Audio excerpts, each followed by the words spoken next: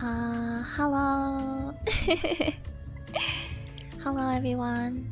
Can you hear me alright? How's the mic? Welcome back everyone. Let's see who's here. I see MGS Rider, welcome back. Mlem, welcome back. Shiomara Pierre, hello, hello. No one special, hello. Hello, hello, good to have you. Shatter, welcome back, hello. The Child, hello, hello. Cupid, hello again. Whoop whoop. Hello, hello. Hi, hi. Mic is good. Okay, great. Thank you, thank you. Alright. Alright. Let's see. So...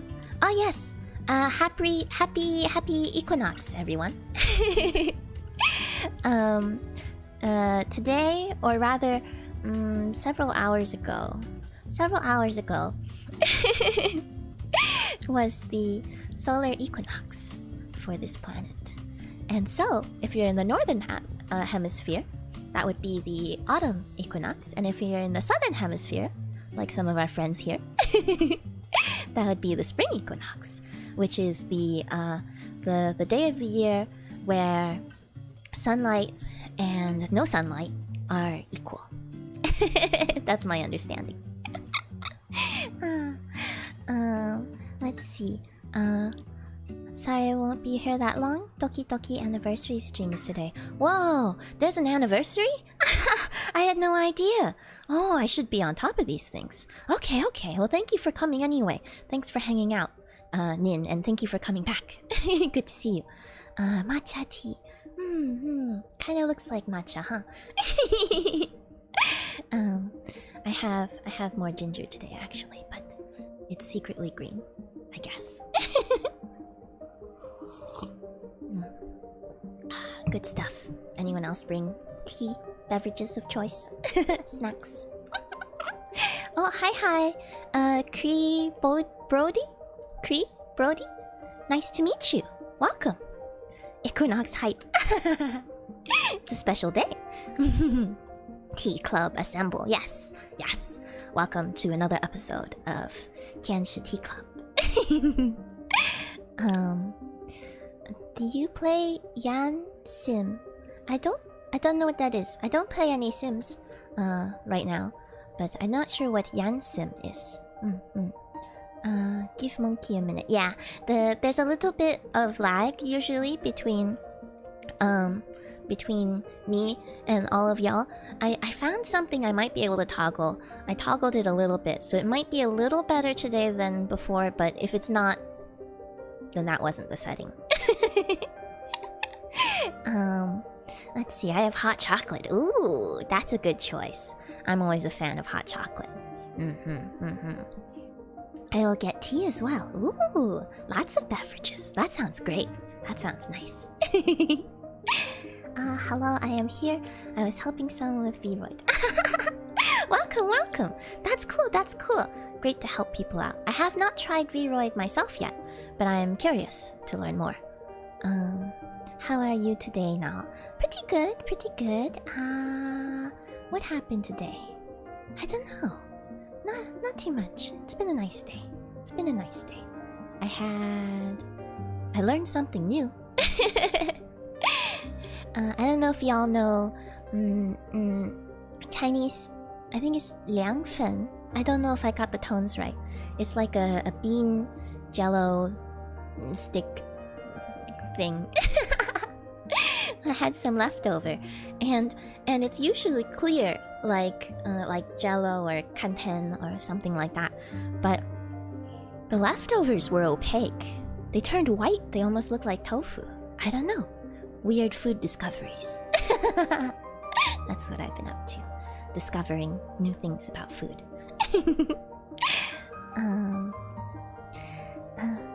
Okay, alright. Bean jello stick thing.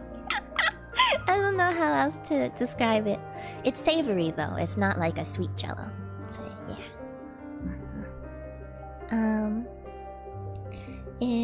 It's kinda like a girl named Yan Chan, and she's trying to kill Osana, if you know. Ah, is that like a Yandere simulator? The Yandere simulator? I've heard of it. I've heard of it and seen maybe a couple promos here and there. I don't know. Is it still in development? Is it out? Yansim is short for Yandere Simulator. Yeah.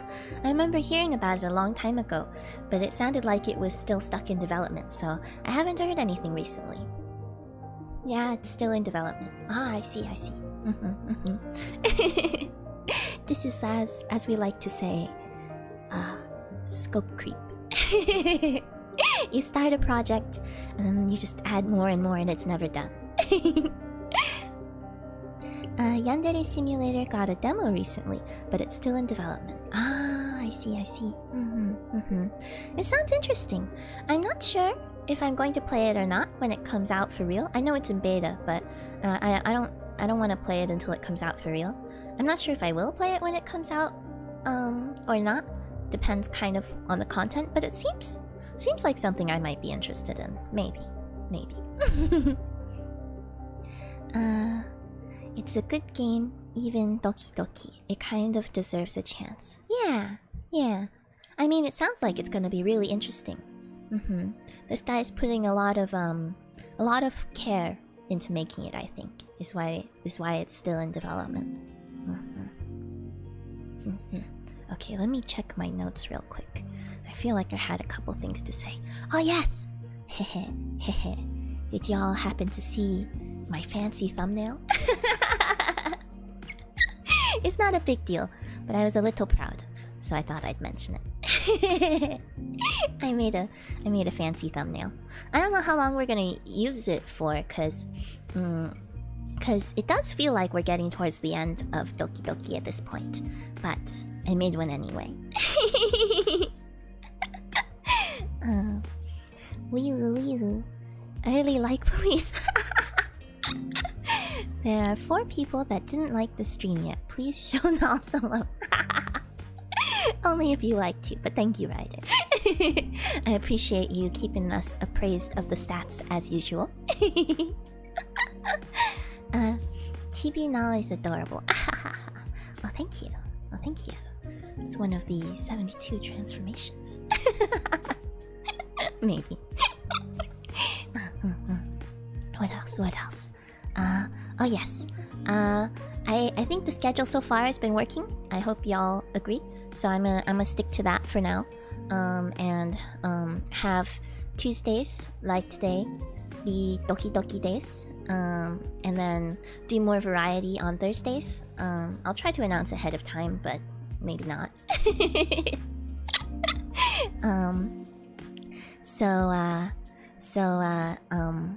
Yes. So that's schedule announcements. I'm gonna stick to that. So you can more or less count on that. But updates will post to Twitter if I have any changes. What else? Random other things. Let's see. I am not a guy. Did someone say guy? Did I say guy? I apologize. I apologize if you don't like that. I tend to call everyone guys, like myself. But if you prefer, I can use more gender-neutral language. Yeah. I don't want to make anyone feel like I'm trying to, impose a gender on them, I guess. I just always say guys, cause it's kind of like a slang where I'm growing up. Where I grew up, even a group of people where there's zero boys, we still call them guys. And like in my family, there's a lot of girls, and we still say guys. So I apologize if I slip up now and then. Yeah. Recently I've been seeing what my name sounds like in different languages, and it's unique. Oh, that's cool. Oh, any interesting ones? Let's see. I am a girl. Describe everybody. Yes. I try to say everybody and y'all and stuff. So, yes, I will try my best, and I hope y'all will be sensitive to that. It can be a little difficult, but I'm trying my best. Yeah. Sorry, officer. I have liked the stream. Please don't arrest me. Oh, thank you, Mon. I spent most of the day sorting my favorite Pokemon. Oh, that's nice. Other than that, exercise as usual. You do a lot of exercise, Shatter. I'm impressed. I feel like I've been really bad about moving around recently. Become a lazy monkey. And it kind of shows. I think I need to improve my circulation or something. No harm comes to those that like the stream. That's good. That's good. Let's make sure no harm comes to people even if they don't like the stream.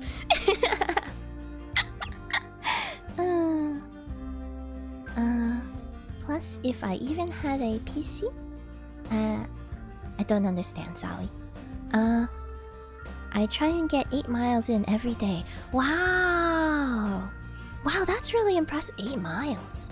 8 miles. Wow, that's cool. So you like running? I tried running, recently. Well, not that recently. Well, I always hated running when I had to do it for schools and other things. But then maybe a little while, maybe like a year or so ago, I decided to give it a try without having it being something that I have to do. And at first, the first few days, I was dead. I was very dead. And then I got a little bit less dead over time. And then eventually it was really comfortable and really nice, actually. So I was impressed. I never thought in my life I would enjoy running. So that's really cool. Kind of veteran. Or do you bike? Is it biking, perhaps? Now I'm guessing all sorts of things. Are you skiing, Shatter? Skiing 8 miles a day? Swimming?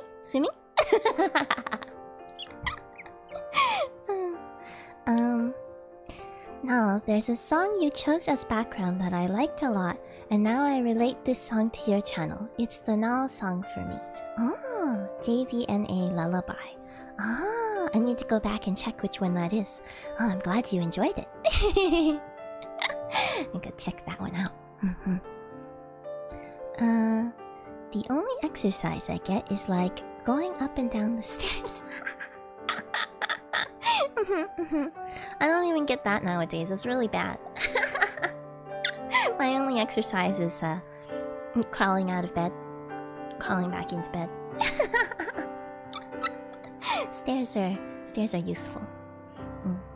I always think that the easiest way to get consistent exercise is to force yourself to have to do it in order to go home or go to bed. Flower Fruit Mountain is a mountain, right? And so if I want to get back to my cave at night to go to bed, I have to climb the mountain. That made me very fit. Unintentionally. Now I have no mountain. Or rather, I don't go down the mountain. So...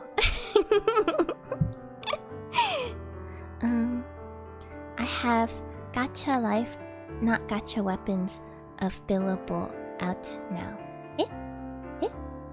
Gacha. It's running, yeah? It's running, yeah. Oh, I see. Road work is vital for a martial artist in development. It's true.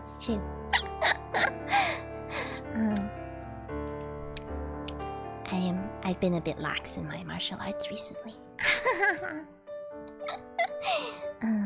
Where's Monica? Ah, yes, Monica. Soon. Okay, I should finish up. I had maybe a couple more things to say, and then we can get to the game. Yeah. No Monica, just Monica. Yeah, just Monica. Okay, all right. 2 more quick announcements.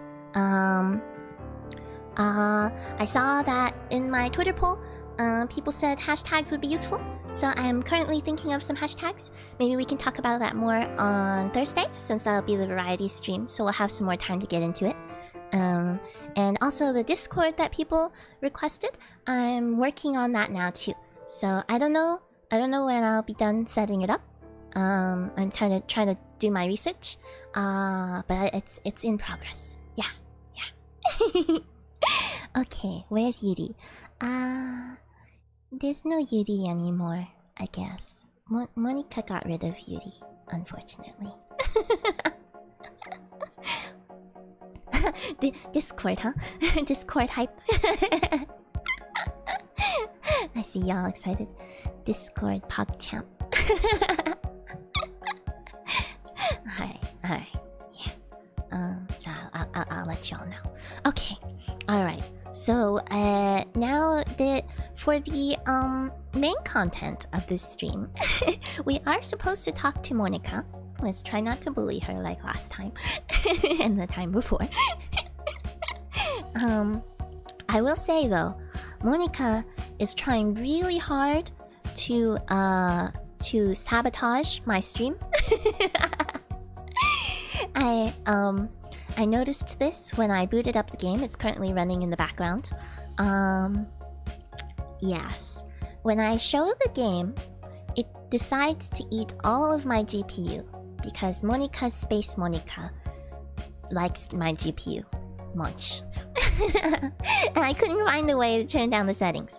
So I tried to make sure that we'll be running at like max CPU, max GPU, max everything without going over. So let's just hope. Let's just hope we don't have too many hashtag technical difficulties once I get this up and running.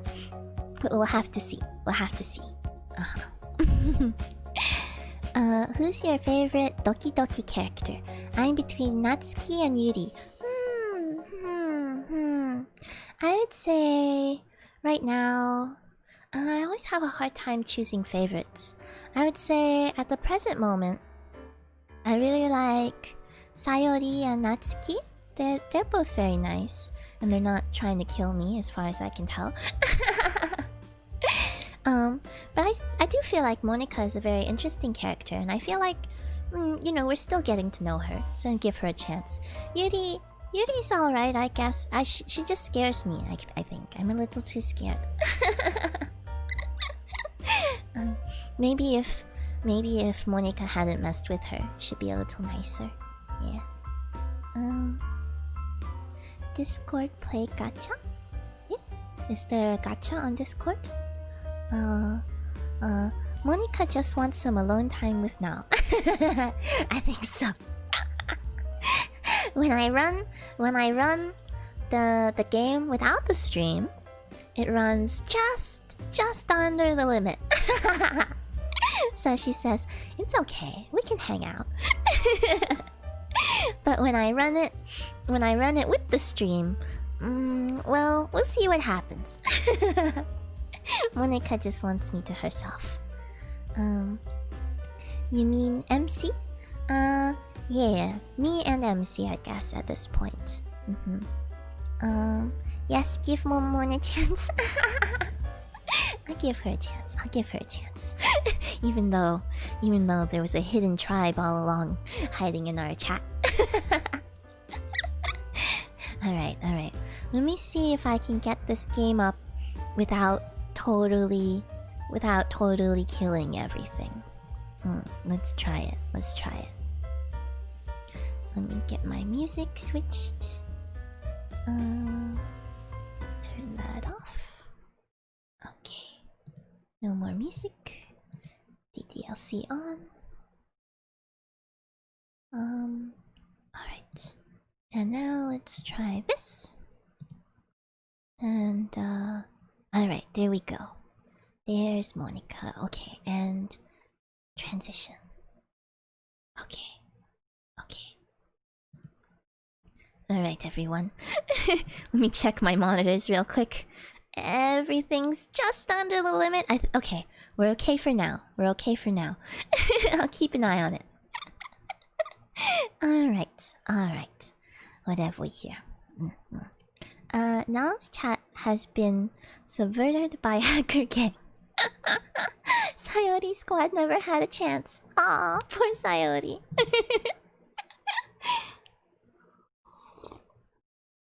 Uh, no technical issues, it seems. Okay, okay. Fingers crossed. Let's hope it stays that way. Let's see how far we get this time. We'll try to talk to her this time.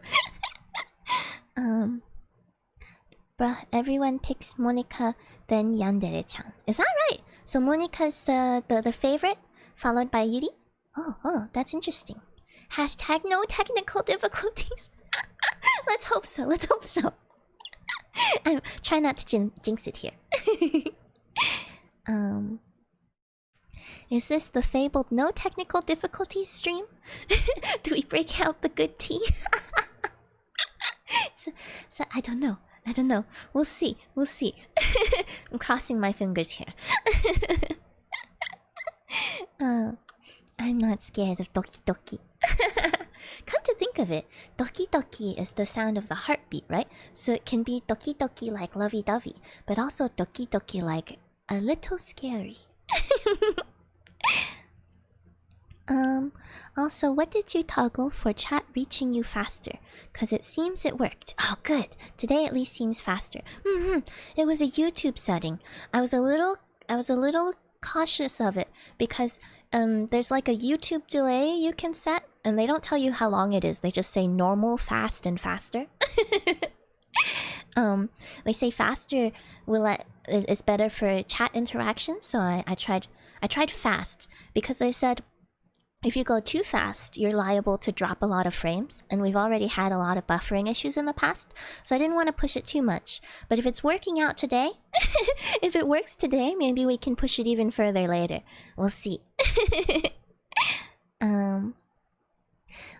Let's wait a little bit more, then we can break out the celebration tea. Yeah. I'm trying to be a little cautious. Just a little cautious. I'm hesitantly hopeful, cautiously hopeful. That's the one. Cautiously hopeful. Speaking of Monica, this is not the same dialogue we got last time we opened it up. Last time we opened it up, it was the black screen, I thought. It started all over. But it looks like we're starting somewhere in the middle this time, because she says, "Hi again, Null."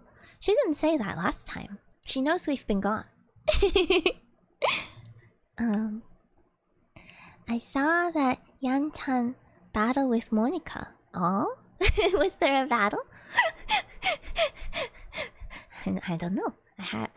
I'm not familiar. Alright, Monica.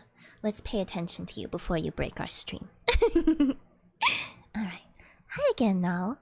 Hello, Monica. Did you write a good poem today? I see. That's why it's saved. Because when we left off last time, we had just finished the poem for her. Kind of.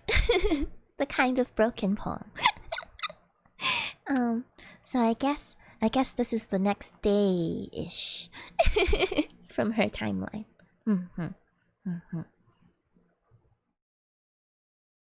Alright, Monica. Don't be shy. I'd love to see what you wrote. Is that so? Oh, no. I remember we went through a little bit of this last time. Did you write this poem for me? I mean, I didn't have a choice. What was the score for that again? 1 Monica. I think it might have counted up correctly last time, instead of the 111s, but it might have had a few other issues. The little Monica chibi didn't even jump, so it's hard to say if it was 11111 for Monica or not. But yeah, I think so.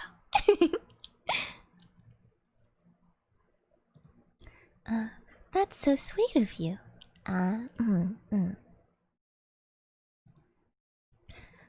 There really is no end to your thoughtfulness.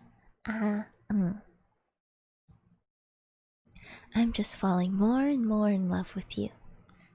Is that so? But you know, Monica, when you talk like this, you kind of scare me a little bit. It's a little scary when you act like When you act like you don't know what's going on, when we both perfectly well know what's going on.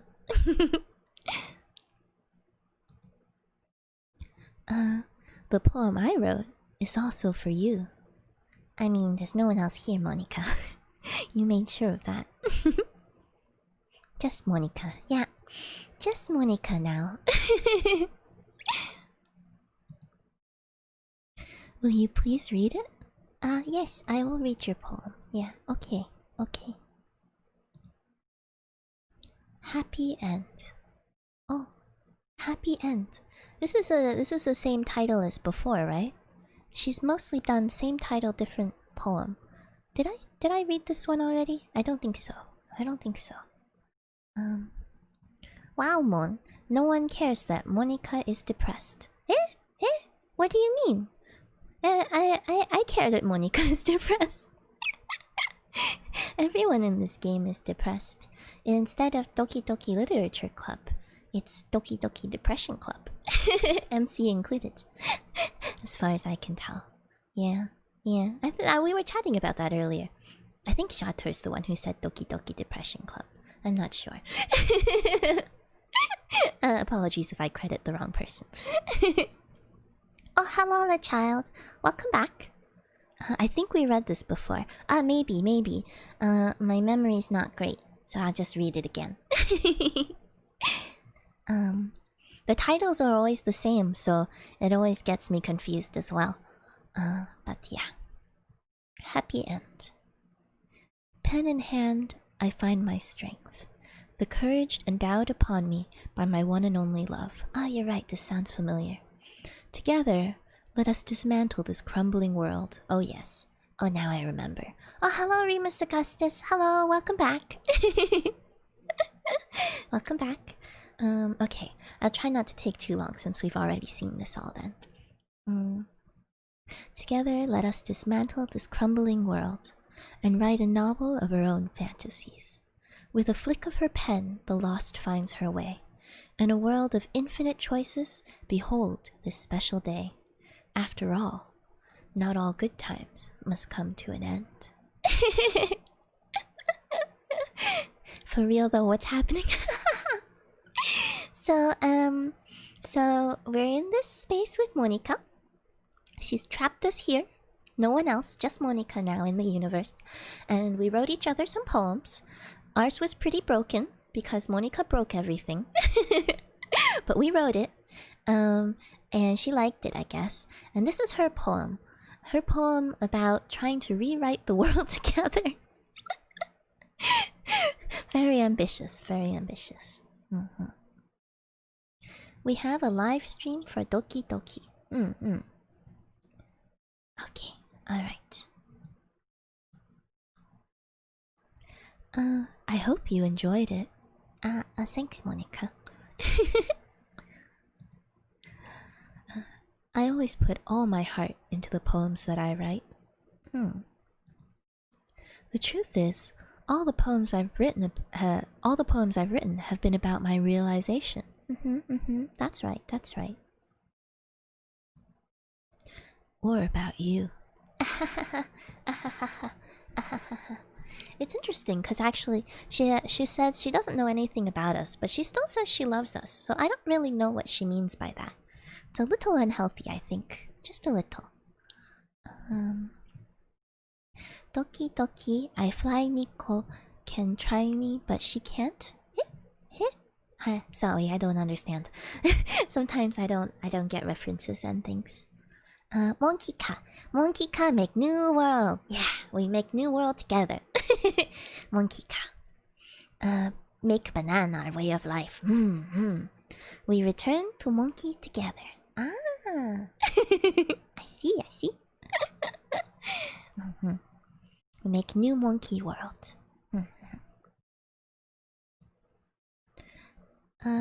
That's why I never really wanted to go into detail about them. Yeah, I guess. I didn't want to break the fourth wall, I guess you could call it. She says, while breaking the fourth wall. I just assumed it would be best to be part of the game like everyone else. Hmm. Like that would help the two of us end up together. Hmm. I think that she's in love with the idea of the player. In that she views your feelings as a way to make herself real. Yeah, I think that makes sense to me too. Cause you can't really fall in love with someone that you don't really know, but it's easy to conflate other feelings with feelings of love. It's not healthy to kind of think of it that way, but I don't think anyone in this game is feeling particularly healthy. So that makes a lot of sense. Yeah, because I guess in interacting with me, she feels more real, I guess. Also, is there no sound for you? Are we not getting game sound? That's a good question. I toggled the sound so it should be on, and I thought there was sound earlier when I booted up the game, but it's not registering at all. Let me see. Let me see real quick. Let me check. Oops. I didn't want to ruin the game or anything, you know? She says after deleting everyone. Settings. Let me double check. Music volume. Music volume is on. Oh, but the game volume. Game volume seems a little strange because it's not. Let me try toggling it again. Because it's not coming through for me either. Even though. Because usually when you go to the menu, it makes those ding sounds, right?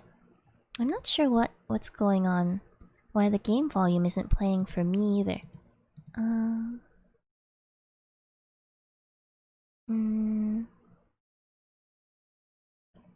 Wonder if I should reboot actually.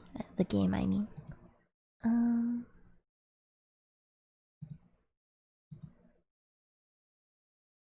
Yeah. I'm gonna quickly try restarting the game and then fast forward to this point, cause I'm not sure why it's not playing sound. Yes. Let's try again.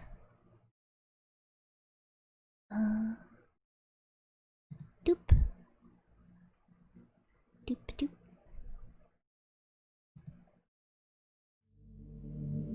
There we go. There we go. Alright, not sure why it wasn't working before, but we have the sound now. There we go. Maybe I can... Oh, I can't skip, so I'll just move forward. Do do do. Do do.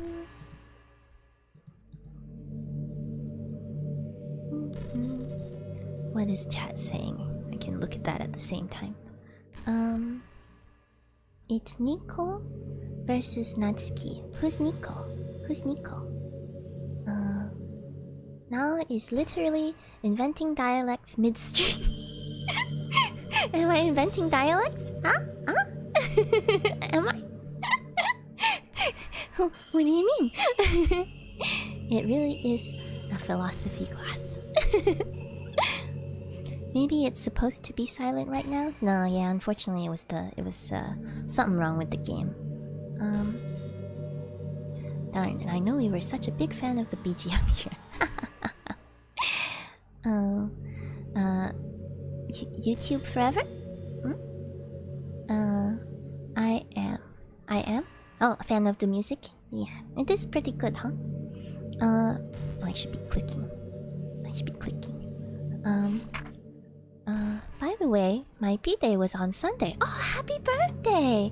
Happy birthday, little child! Oh, that's special. That's awesome. Happy birthday. I always just... I'm trying to do 3 things at once. I should settle down. Okay, alright. Happy birthday! Should we sing happy birthday to the child? Your whole body is sore. Huh? Did you do something active for your birthday? Something active? YouTube, stay home. Yes. Calming eerie BGM is back. It is back. Alright. Quick happy birthday. Happy birthday to you. Happy birthday to you. Happy birthday, dear little child. Happy birthday to you. Happy birthday. Do you think this is the last edition of DDLC? We'll have to see. We'll have to see. I think we can probably do it just based on the feeling I'm getting. It seems like we're close to the end, but I don't know for sure because I haven't played this before. Yeah. Oh, cake. Wow, we get personally sung happy birthdays. What a time to be alive. For now. If it's your birthday, let me know. Wow, Monkey said happy birthday. Yeah, happy birthday. You're welcome. Now sings happy birthday. My birthday is soon. Oh, that's exciting. Okay, let me know, Mlem. I will sing for you too. That was beautiful now. I'm glad. I wasn't very confident, but it had to be done. Alright. Back to clicking on Monica. Pachi. Alright. Okay. Didn't want to break the fourth wall. Okay, we're getting back.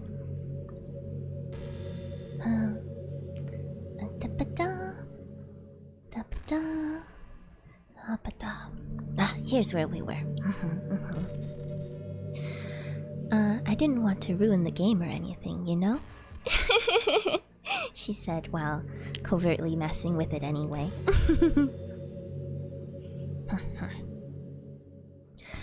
My birthday is at a tough spot for things. It's 24th December. Oh wow! 24th December. Isn't that like Christmas? Wow! We have Christmas babies, and we have Halloween babies, and we have Equinox babies, I guess. Make sure to remind me, because I'm bad with dates. But let me know. And I'm not sure if I'm gonna have to take a break around the holidays or not. But if I do, we can celebrate early or late. Just let me know. I'm a fan of your voice. Oh, thank you. I'm very what's the opposite of confident? I never know the opposite of confident. I'm not very confident in my voice, but I really like singing. So I sing anyway, I guess.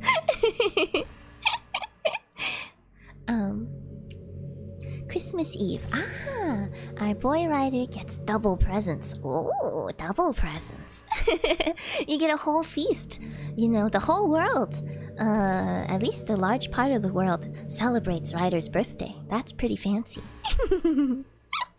We need Easter babies. We are missing some Easter babies, aren't we? I am a Lantern Festival baby. My birthday is on November 4th. Oh, that's coming up too. That's exciting. November 4th. Nice. Autumn. I like that. I like those leaves, actually. I have not seen that emoji before. When I finally debut, a cover together sounds so fun. Oh, that sounds like fun. I keep looking into how to make covers, but it seems so complicated with all the different licensing rules. But I want to make one soon. We'll figure it out. I'd love to do a duet or something. I also want to do some karaoke before Twitch Sings shuts down, because it makes it so much easier and you don't have to worry about any of the licensing yourself. And maybe we can do duets there too if the timing and the technology works out. That would be fun. Yeah. Okay. Alright, Monica. I should pay attention to you again. You might have gotten mad at me. Oh, I see. She didn't want to break the game, not because she thought it was bad to break the game, but because she thought we wouldn't like it. Yeah, I forgot that's shutting down. Yeah, unfortunate. It's the best thing for streamer karaoke that I know of. I don't think there's anything else like that. Where they've already got all the sync licenses and the performance licenses, the mechanical licenses, all of those things they say should be covered. So then you don't have to worry about it. So that's really too bad. But I hope that something happens. Someone comes up with something that'll replace it. I'd love to have resources also for streamers for like sharing knowledge on what types of things you need and what's easy to get and what isn't. Yeah. So we'll see. I think it's shutting down end of this year, so we have through December. So assuming I can get it to run and stuff and I can get myself set up, maybe we can do something. Yeah. Karaoke stream soon, yeah? Okay. Maybe even deleted my character file if you preferred playing without me. Oh man, that's interesting. I wonder what would have happened. I wonder if that's a possibility. I mean, if early in the game, your first playthrough, what would happen if you deleted the characters? That's so strange. I wonder if it would work or not.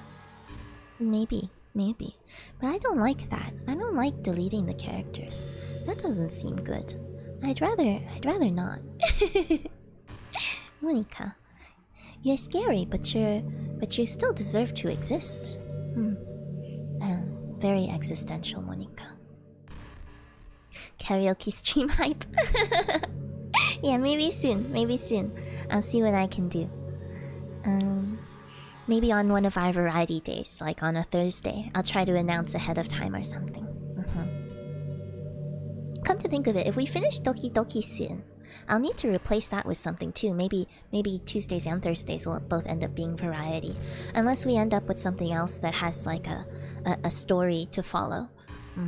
I like to keep Doki Doki consistent so that we can progress the story. I say while ignoring Monica and not progressing the story. Monica makes a nice suggestion. That's not nice. It's not nice. No, it's not nice to delete people. It's not very nice.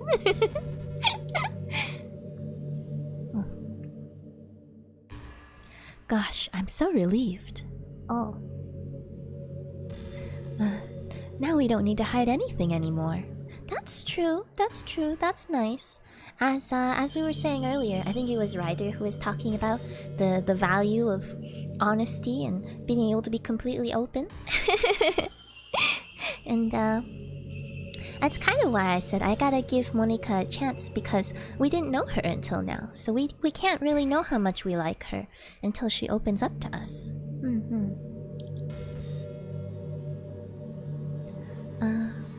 Are you ready to spend our eternity together now? That's scary, Monica. That's not healthy either. Monica. Monica, go undelete some people. I guess we've seen the game files. There's no therapist game character. Maybe we should import one, guys. or peoples, y'all. Let's import a therapist into Doki Doki Literature Club and get everyone sorted out.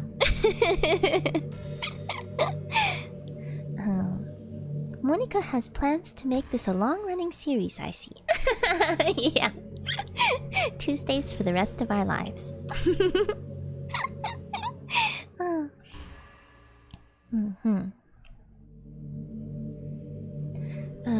I have so many things to talk about.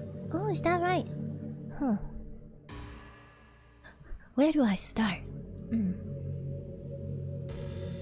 Hold on a second. Oh?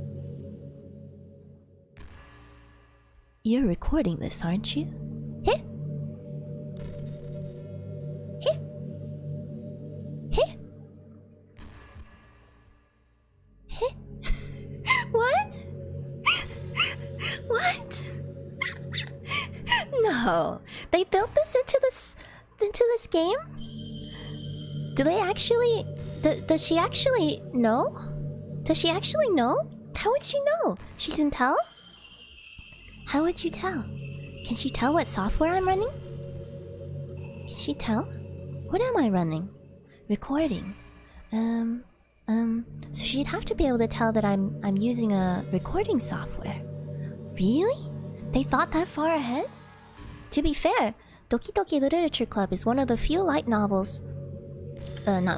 visual novels that I researched that says there's 0 restrictions on streaming. They're like, from the get-go, just stream it. Go ahead. No problem. So maybe they built that in. That's incredible. Or am I just going paranoid? Did she mean that?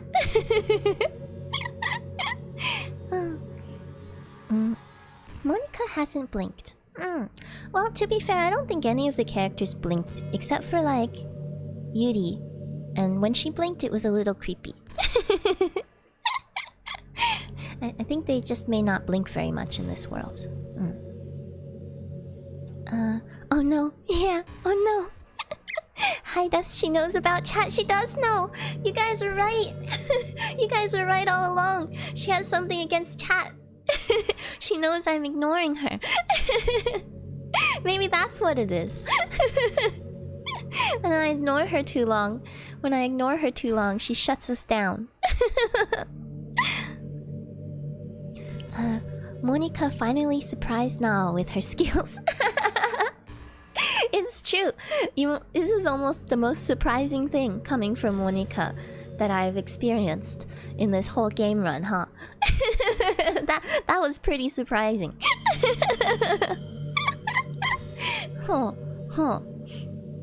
Yeah, I would say this is top 1 or 2 surprises from this game.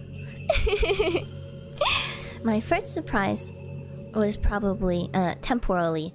Poor Sayori. Sayori's death was a lot more real and graphic than I expected. It was pretty shocking to me. I expected it to happen kind of the way that it happened, but I didn't expect how visually graphic it would be, I guess. And then this is definitely the second thing that happened where I went, what? I think the second big thing.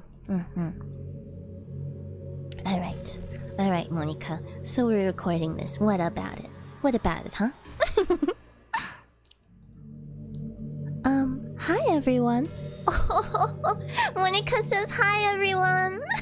Say hi to Monica. Monica, you don't have to be lonely. See, everyone's here. Hi everyone.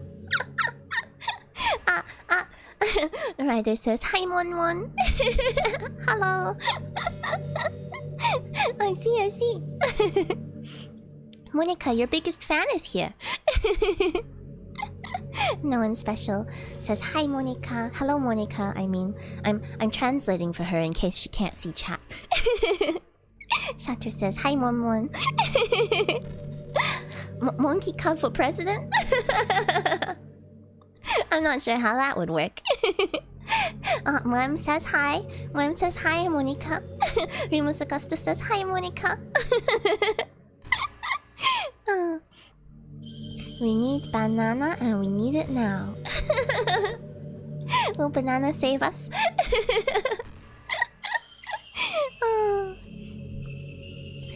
It seems that we finally got to the most meta moment in the game. Yeah! I mean, it's interesting because I really wonder a lot of things about this game in terms of like how dependent on various things is it, right? Because like for example, Monica will only say this because she knows y'all watching, right?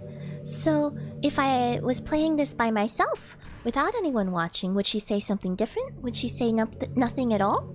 It's like, what other little Easter eggs, I guess, exist in this game? I don't know.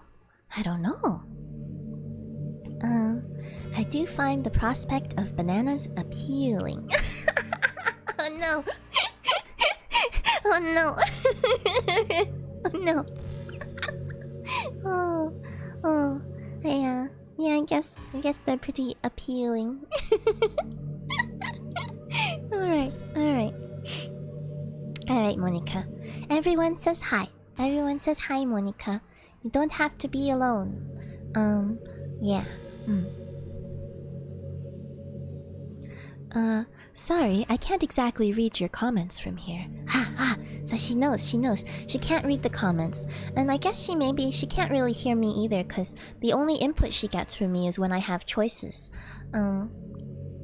But we're here, Monica. We're here and we said hello. Everyone said hello.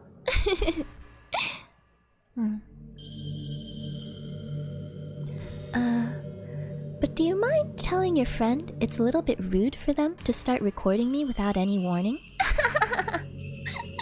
That's my fault. I'm the one who recorded. I'm sorry. It's not their fault. Chat is nice. They didn't have any say in this.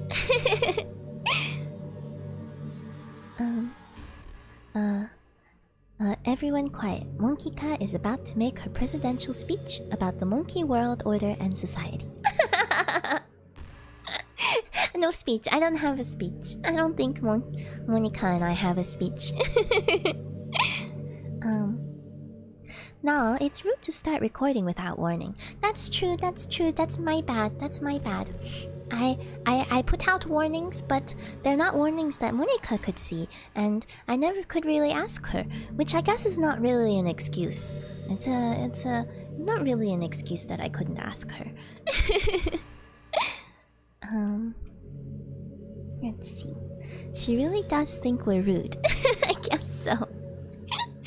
She seems to be giving me preferential treatment, even though I'm the one who started the recording.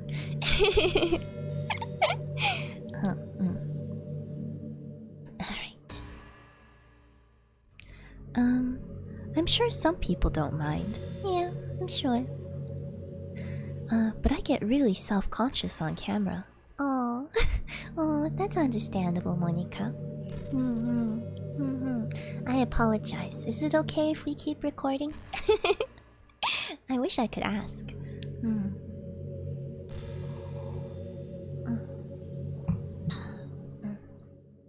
Alright. Keep going. Oh gosh.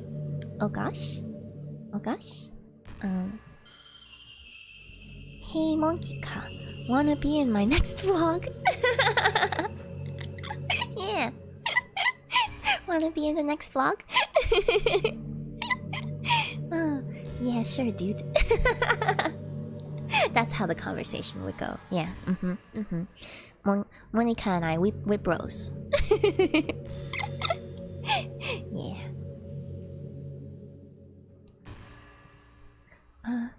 I feel like I'm being put on the spot now. I'm sorry, Monica. I'm sorry. Do you want me to stop? Do you need me to stop, Monica? Let's see. Oh, maybe Monica will give us a speech. Do you want to see a trick? I'm worried, guys. I'm worried, y'all. I feel like Monica's trick is gonna be a little trickier than I'm prepared for. Oh no. Yeah. Is she gonna delete us too? Oh no. Oh no. Don't delete chat. Don't delete chat. Oh, that reminds me. I'm looking at top chat right now. I need to go back to live chat so no one gets filtered. I hope no one got filtered so far.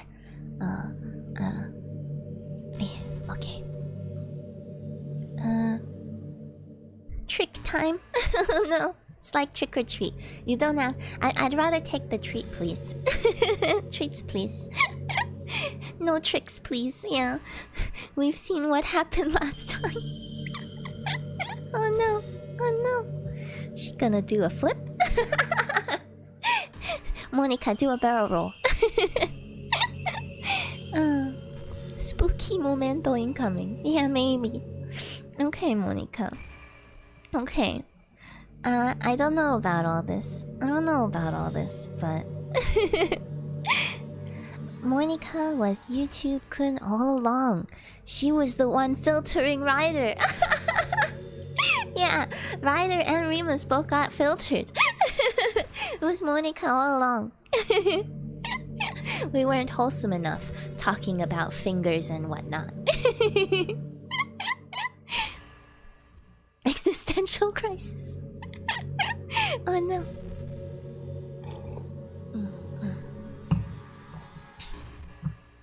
Okay. Okay. Alright, Monica. Okay. I guess I don't have a choice. Why don't we see this trick of yours? Sip sip. Just having some tea. Alright, let's see this trick, Monica. Okay. Imagine if Monica just crashed the stream. That's kind of...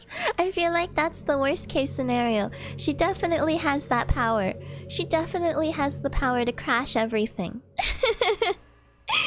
If I click next and then I disappear. If I disappear, I apologize. I'll come back as soon as possible.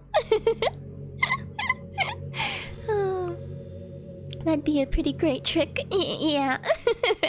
That'd be quite a trick. Don't jinx it. Yeah, don't jinx it. Monkey Cow will be real. Oh, there's a countdown. Monkey Cow will come. She'll come and she'll appear and she'll appear behind you and say, "It's time. It's time for episode 7 of Strange Body Facts." She's been working with Ryder all along.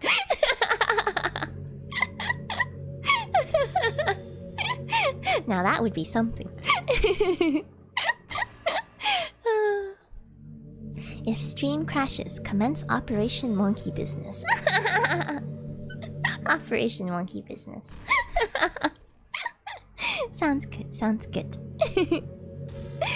Okay, alright, alright. Are we ready? Can we do this? Alright, Monica. Alright, Monica. Show us your trick. Let's go. Let's see. I really can't do much except for a couple things. Oh. Well, I mean, you've done a couple things already. You've deleted people and stuff. It's coming. Episode 5 today, when you least expect it. It's coming, guys. Don't expect it, but expect it. Expect to not expect it. Episode 5, huh? Ryder always knows the numbers. I don't know the numbers clearly. Alright. Okay. Alright, Monica, what can you do? Are you ready? I'm not sure if I'm ready. Are you ready, guys? Are you ready? Those couple of things are terrifying. Yes. I wouldn't sell yourself short there, Monica. Exactly. Exactly. Oh. Okay, Monica. Are we ready? Ready as we'll ever be. Alright, Monica. What are you gonna do?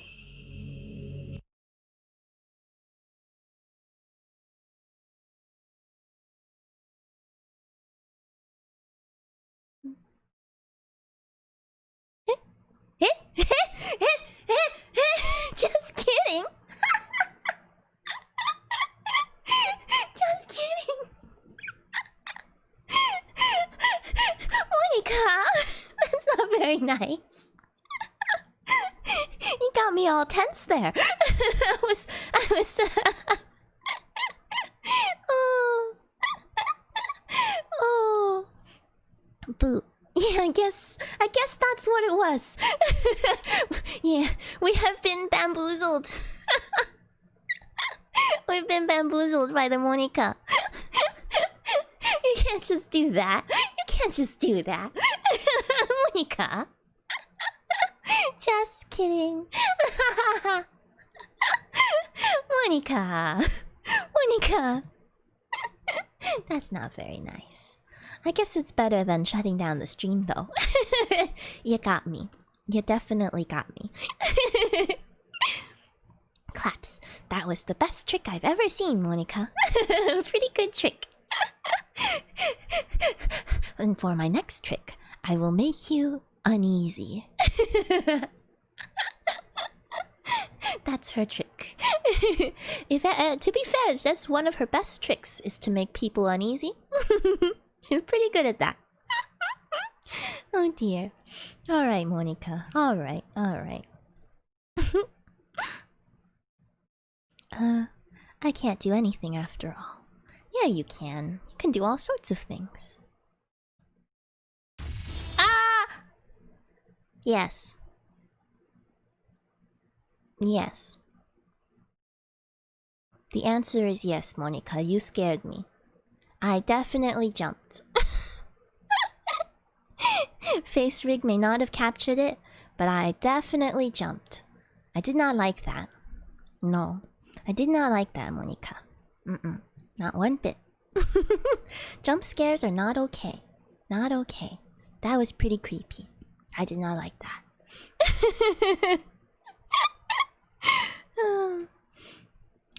Boo, but for real this time. Monica, I don't like that. That's no good. That was mean. That was mean, Monica. I did not like that. Nope. I did not like that. Not a fan of jump scares. Nope. That was probably the most jump scare of all of the jump scares so far, because the other ones at least set the tone. This one, she lets you think you got away with it. But then,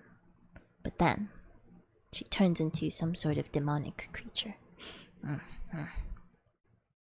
Ooh, very scary. Spooky face, yeah. Monica spooky face. Oh. Not very nice. Not very nice. Demonica. Demonica. That's pretty good. Wow. Demonica. That's pretty good. Oh. Not bad, not bad. Alright, Monica. No more jump scares. It's not very nice. Ahaha, you're so cute. That's not nice. That's not nice. Not cute. No, not cute. Monkey is not cute. Anyway now. I didn't mean to get distracted. I'm sorry. Now Monica's getting distracted. It's not just us. It's not just us, y'all. It's Monica as well.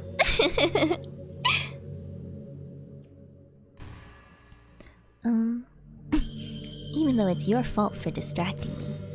You're gonna blame me now? It's my fault.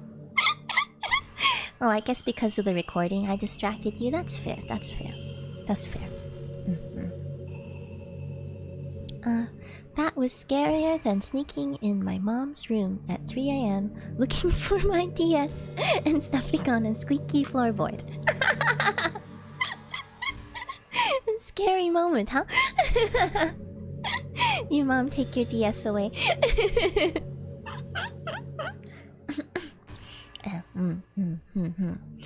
3 AM. 3 AM. It's better to sleep at 3 AM, I think. You should try to get some sleep, though. Yeah. No, I understand. Sometimes I can't sleep either. Alright. Shame on you. Shame on me? Monica. You already got us back fair and square. That was pretty scary. Let's call it even, huh? Let's call it even. How could you say something so specific yet so universal, a child? Yeah, it's true. It's a pretty good analogy right there. What do you mean? I'm just a little child boy.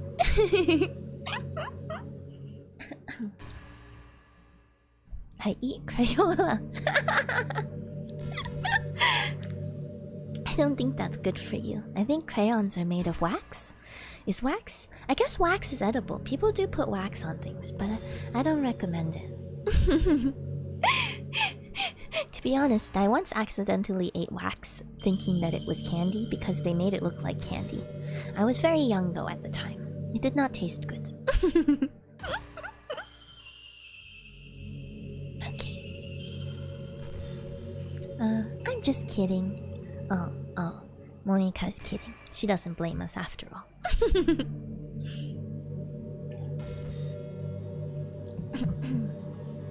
Okay.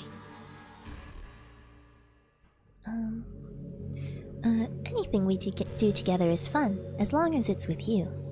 Oh, I see. Yeah, she's a little fixated on us. All of the girls so far have seemed pretty fixated on us.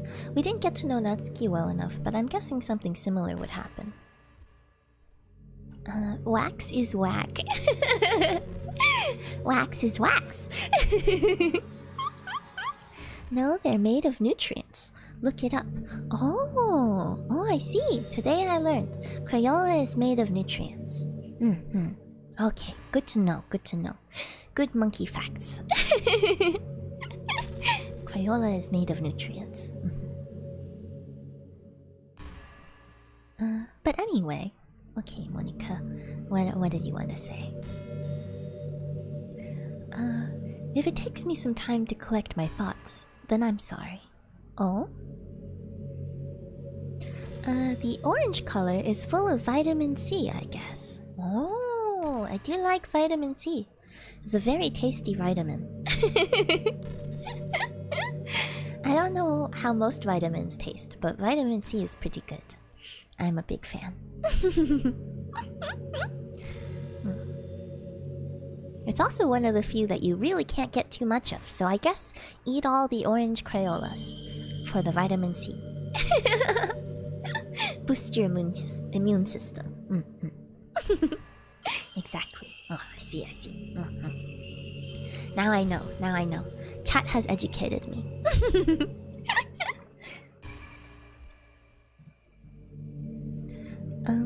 But I always have something new to talk about. Eh? Always have something new.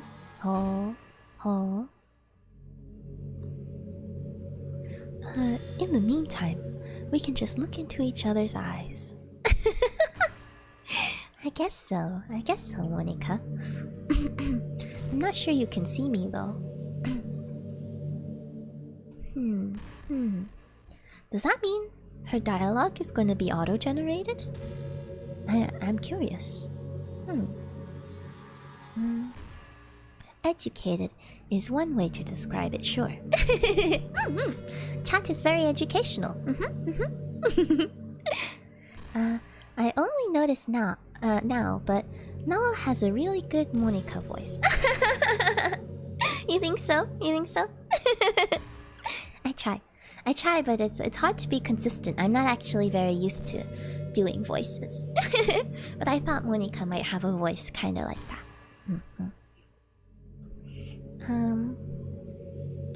You just got educated by a little child man baby.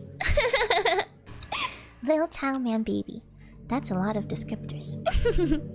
Crayola and Play-Doh are very healthy foods. Ah, I am aware of Play-Doh as something you can eat. Did you know that you can make Play-Doh at home with your own ingredients from the pantry? And then it'll be 100% edible and not taste so bad. Salty. Oh, you know, it's been a long time since I tried to eat Play-Doh. But salty does sound familiar. Excuse me. So that's where you get your vitamin C from the orange Crayola, and then you get your sodium from the Play-Dohs.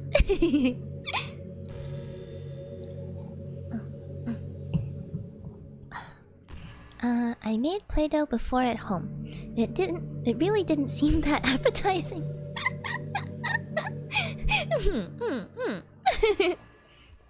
You use a lot of salt and food coloring in it. Ah, I see. It's been a while. I haven't made it in a while, but that sounds familiar. It doesn't seem that appetizing, does it? Bruh.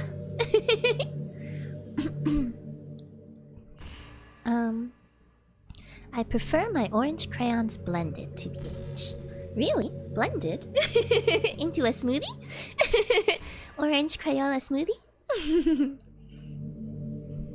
That seems difficult. Alright, Monica. What else do you have to say to me? I like blue. Is blue the favorite? Good flavor. What does blue taste like? There's actually not a lot of natural foods in this world that are naturally like blue, especially bright blue. It's hard to think of any. Even blueberries are more of a deep purple. I like punk.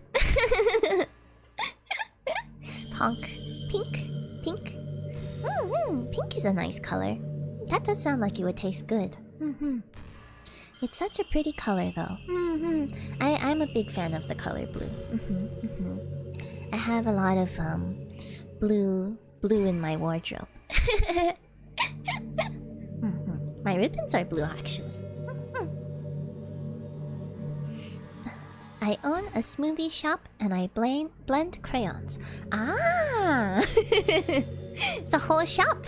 A whole shop of crayon smoothie. How's business?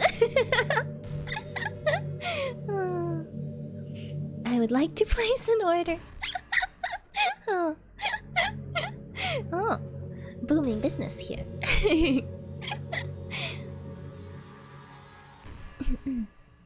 Okay, Monica.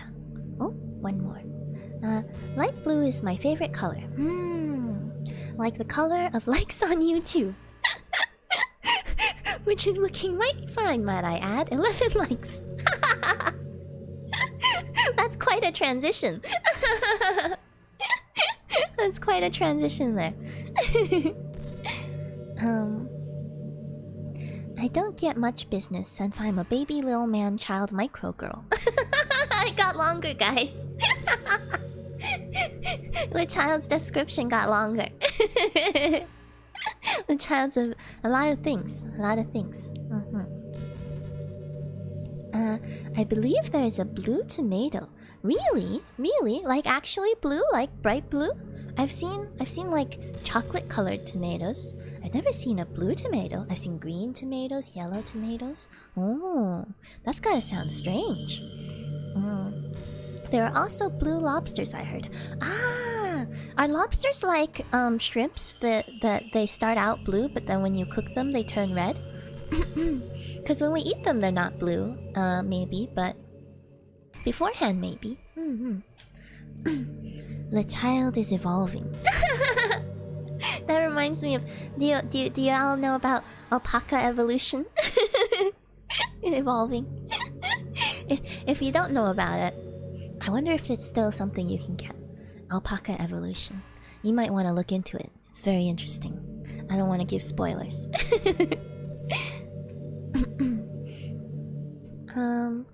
I think it was dark blue, sort of like blueberry kind of blue. Oh. Most lobsters are naturally red, I think. Oh, so not quite like the shrimps. Oh, that's cool. That's cool. I guess sea creatures can have some blue. Yeah, I could see that. Blue lobster goes well with red Crayola. Ah, we got a gourmet here. Can match the tastes. It's like a pairing, right? A Crayola pairing. I'm getting hungry. Hopefully you're getting hungry thinking about tomatoes and lobsters, not so much the Crayola and Play-Doh. Well, I guess to each their own. What was that phrase I learned recently from No One Special?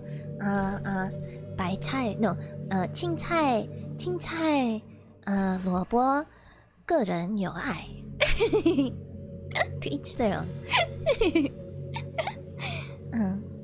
I hope I said that close to correct. Feel free to correct me if I was wrong. No, I'm also a nutritionist. Oh, we are getting into food chat again. Oh no, you're right. We're talking about food again. Alright. I gotta pay attention to Monica, guys. I gotta pay attention to Monica. We can talk about food forever. But people don't visit me a lot because I'm a little baby man child micro girl fetus infant doll house extreme. Oh!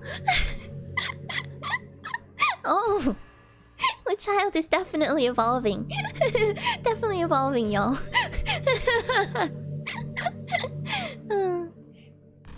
I got hungry talking about trash juice last time, so I think it's worse.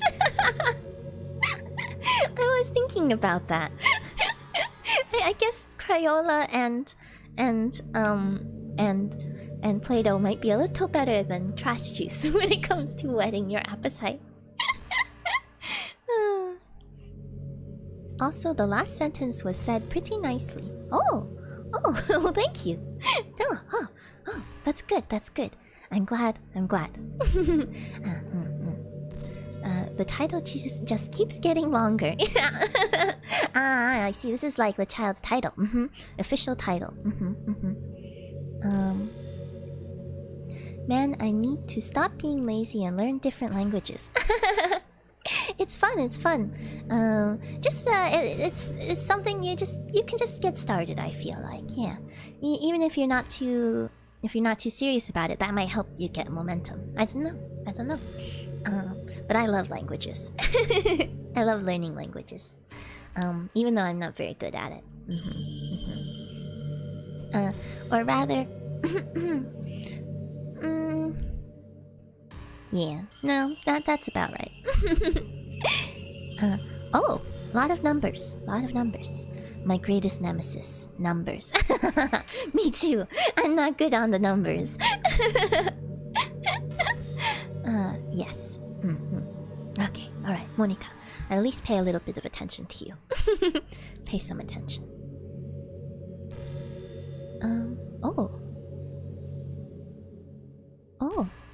Oh, she said it might take a while. What are you doing, Monica? Oh, is something happening? She's gotta think about something to say? She's thinking. Oh. Is it auto-generated? How you doing, Monica? Let's see. My brain is expanding, but backwards. Is Nal gonna delete Monica's character file soon? Oh, I don't want to. I want to bring everyone back. I don't want to delete her. I wonder if I can find... maybe it's been too long now. I wonder if I can find the other character files in the trash. Maybe then I can bring everyone back. Yeah, I don't want to delete Monica. I think that's too sad. She already has this existential crisis.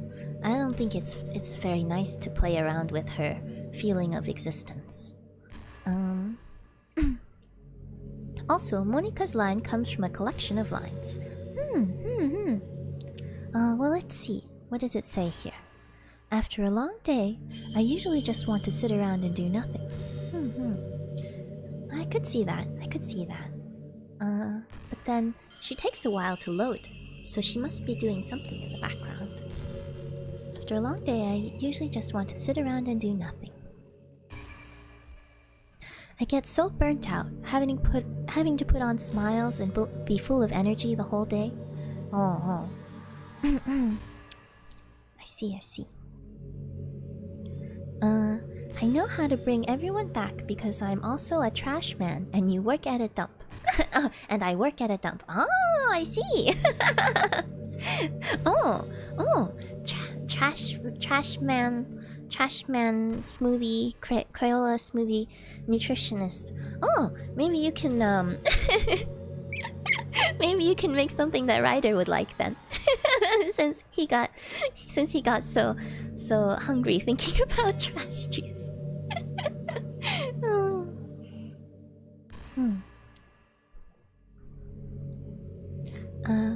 Sometimes I just want to get right into my pajamas and watch TV on the couch while eating junk food. Now Monica's talking about food. That's your fault, Monica. You can't distract us with talk about food. That sounds nice. That sounds nice, actually. Why not? Why not? Get into PJs and watch TV. And eat junk food. I like that. No, I don't want to be known as the trash juice man. Oh, please, not the trash juice. I only just forgot. I want to watch TV on the couch with Monica in PJs. Oh, that sounds nice. Hello, Prince David. Hello, welcome. Yeah, that does sound nice. When you put it that way, let's do that. Pajama party. Let's all go lounge around on the couch and watch TV in our pajamas and munch on junk food and make some popcorn and chips and bring some tea and other beverages. I haven't eaten McDonald's in 10 years. Oh, wow. Wow, that's a long time. Oh, I don't know. I don't know when I last had McDonald's. Now the trash juice made Monica hungry. Oh no. Pajama party, let's go. Yeah. Pajama party time. By junk food you mean actual food, right? Right? You're right. You're right. Maybe she's thinking about, oh, there's a trash man who works at a dump, which is like a junkyard, right? So we could have junkyard food. I remember actually hearing about there's like a style of food plate called like a trash plate or something like that. Maybe one of you have heard of it.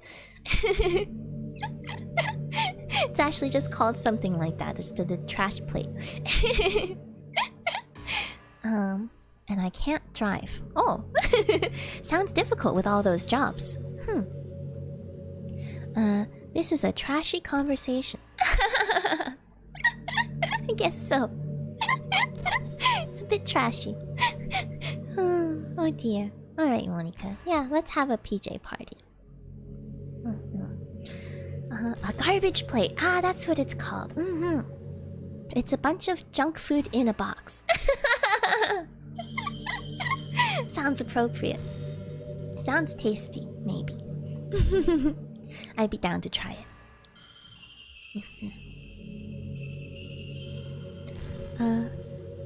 It feels so unbelievably good to do that on a Friday when I don't have anything pressing the next day. That does seem nice. Fridays are nice. I would like to restructure the week. More Fridays. Let us have more Fridays. Yeah. Sorry, I know it's not very cute of me. It's cute, Monica. What are you talking about? You're cute. It's cute. I like that. That's my favorite thing. I shouldn't say that. That's my favorite thing, though. Lounging around in PJs on the couch, watching TV over some junk food. That's like the pinnacle of hedonism. That's my pinnacle of hedonism. I guess hedonism isn't supposed to be cute. But you're cute, Monica. Fridays suck when you work a night job at a pizzeria like me. Oh, I see. That makes sense. Everyone wants pizza on Friday. How many jobs do you have, the child? That's a lot of jobs. Wait, I was wrong. A trash plate and a garbage plate are two separate things. Really? Oh, there's two of them? There's two of them? Now I gotta try both. Still wanna try both though. Yeah, exactly. From what I recall, just to put you in the right mindset, Monica will now say things at random, just thoughts of hers. It doesn't really progress the story, it's just you and her in this place conversing. Ah, I see. I think there were some hint spoilers last stream that kind of hinted at that being the case. I'm curious what she has to say. I'm one of those people who gets caught up being like, but I don't want to miss a bit of dialogue, right? So I might talk to her for a little bit, but then we'll see about breaking out of the loop. But I'm pretty curious. Everything is cute when it's a cute girl doing it. Everything is cute when it's a cute person doing it, I guess. When someone is cute doing it. Like kittens. Kittens are always cute no matter what they do. Even if they're being pests. Which they can be all the time. They're such pests. But they're still cute. Yeah. You can consider this an ending and just stop. Or you can mess with the files to continue the story and end the game another way. I would recommend listening to her for now. That's kind of what I would like to do, I think. Yeah, like what Nala is doing with us right now. Eh? Eh? Eh? I don't know about that. But I can't get any pizza because I'm a little baby man, child, fetus, infant, dollhouse, extreme, pajama wearing kid, girl, small hands. Oh! Oh, I guess I can see how that would make it hard to get pizza. I'm not even sure how does a little baby man, child, fetus, infant, doll, house, extreme, pajama wearing kid, girl, small hands get pizza? I don't know. Can you eat pizza? I think she says interesting things, and it's worth listening to her until you feel you've heard enough. That's how I feel. I kind of like doing that. After that, we can talk about how to continue if you feel that's what you want. Rather than just talking to Monica for all eternity. I would like to hear at least some more of what she says first, and then because there must be more game content if there's a way to end this cycle. I am curious about that too, though I would like to try to figure out the puzzles myself if possible. So I would appreciate if there's not too many hints. Unless I ask for them. I might ask for hints if it gets to be I run out of ideas. But I like to poke around by myself first, I think. Let's see. Eventually, the child's title will take up entire messages. It'll be too long. It won't fit anymore. These moments of her just speaking her mind are what made me #HackerGang in the first place. She drops the act here and there, or she drops the axe here and talks her true thoughts and feelings honestly. And honestly, I agree with her on things. Well, at least so far, I agree with her about the PJs on the couch with snacks and TV. That's just a perfect image. Let's do that. PJ party. She feels more like a real person, not just a character anymore from now on. That's nice, because she's been putting on such a facade this entire time that we didn't get to know her at all. I won't give any hints as to how to continue, don't worry. Okay, sounds good, thank you. I just have too many jobs. It's true. That's a lot of jobs. That's a lot of jobs. Hopefully it's fulfilling. Okay, Monica. But a late night on the couch with you? That would be a dream come true. Oh, Monica. Monica. If this wasn't such an unhealthy relationship, if this wasn't such an unhealthy way that you view me, I would love to have a late night on the couch with you. I think let's have an early morning on the therapy couch first. I can go with you if you want. And then we can figure things out from there. We gotta get you over your existential depression first. Okay. My heart is pounding just thinking about it. Oh. Don't get too poundy. We saw what happened to Yuri when her heart pounded too much. Oh. Now they're loading. Loading. I only spend late nights on the couch when I come home from being Elon Musk's personal armchair.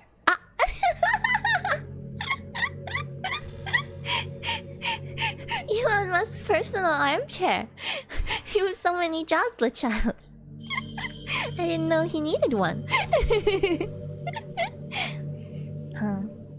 Well, now's ara-ara voice.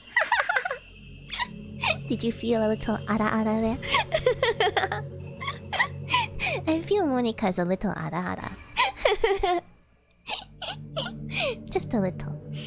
I guess she's supposed to be an adult to be a more ara-ara, but of all of the girls, she seems the most.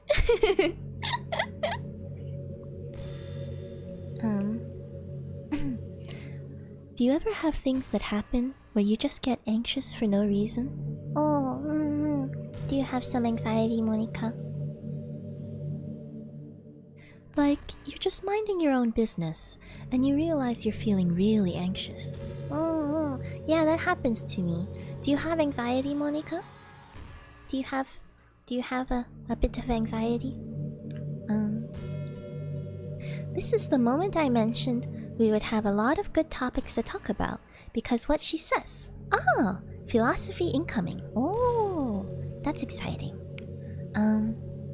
Yeah, he does. Getting to Mars and running a space Pizza Hut is a hard job. Oh, you did mention that, didn't you? Something about pizza delivery into space. That's how we got off on our food tangent last time. A long food tangent. With the pineapples and such. Oh, speaking of which... Okay, I'm sorry, Monika. Speaking of which... Between then and now, I tried the most interesting pizza. The most interesting pizza. You thought that that pineapple on pizza was weird. This was one I had never heard of, so I had to try it. There were a lot of things on it, but one of the things they put on it was like a berry jam. Berry jam, like it was a dark berry. I don't know which one. It was really good though. I was pretty sure. I don't know, looking at it I was like, this doesn't make any sense. None of these ingredients make any sense together. But somehow I was expecting it to taste good. And it was really good. It was really good. I never would have thought.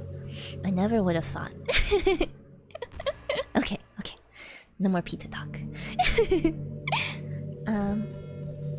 But I don't get to go to Mars because I'm a little baby man, child, fetus, infant, dollhouse, extreme pajama wearing, kid, girl, small hands, Crayola blending, trash eating, thumb sucking lad. Oh! Oh!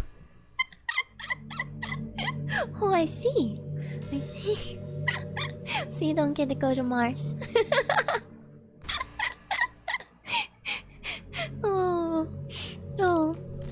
Well, maybe in the future they'll be able to update the rules to allow little baby man, child, fetus, infant, dollhouse, extreme pajama wearing, kid, girl, small hands, Crayola blending, trash eating, thumb sucking lads to go to Mars as well.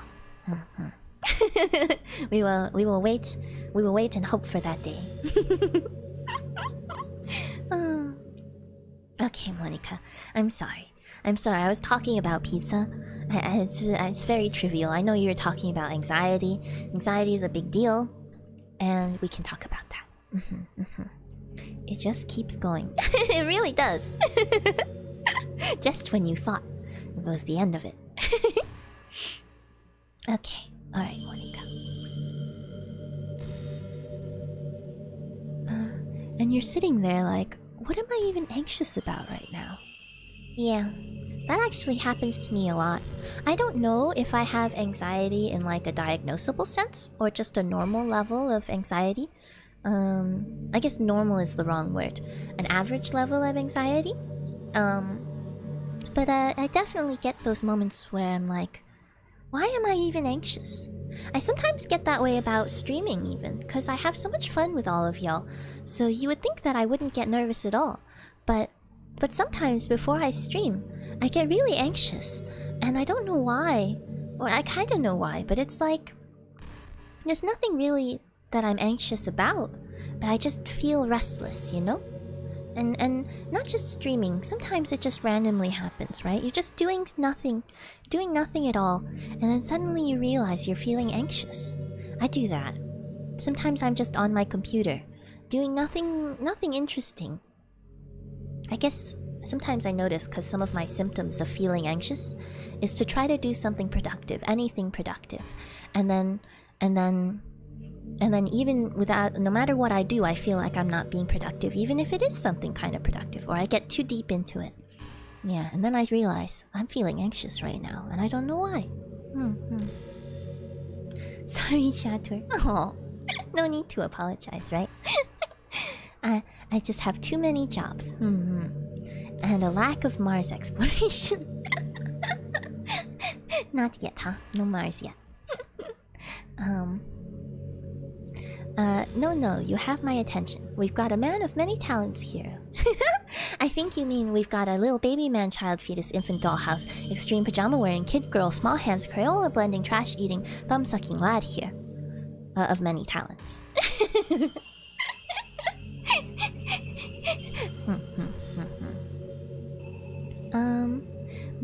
My sympathies with you now. Maybe see a therapist. Yeah, it's been better recently. I've tried talking to therapists a couple of times in the past. One of them didn't work very well for me, but the other one was very good. But it was more of a short-term thing. I don't really have a long-term therapist I can talk to right now, but I was thinking about getting one because I feel like it's healthy for everyone, right? Whether you have clinical levels of mental unease or not, even if you're perfectly healthy and perfectly average, I've always felt like therapy is one of those things that's extremely valuable, right? It's one of those things. It's like, you know, getting regular doctor checkups in general. And it lets you take care of yourself in a way that you might not be able to all on your own. So when it's available, I think it's really valuable. I just never really get around to it.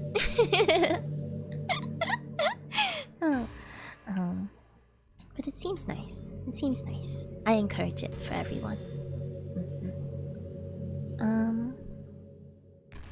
I would like to be referred to as that from now on. I don't think I'll be able to remember all that.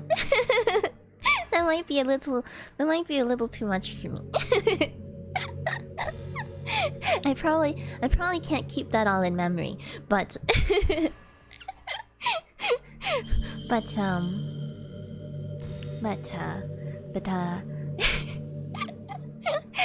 as long as you remind me, I can try to repeat it. You might have to remind me though. I think I will stick to a child for the most part.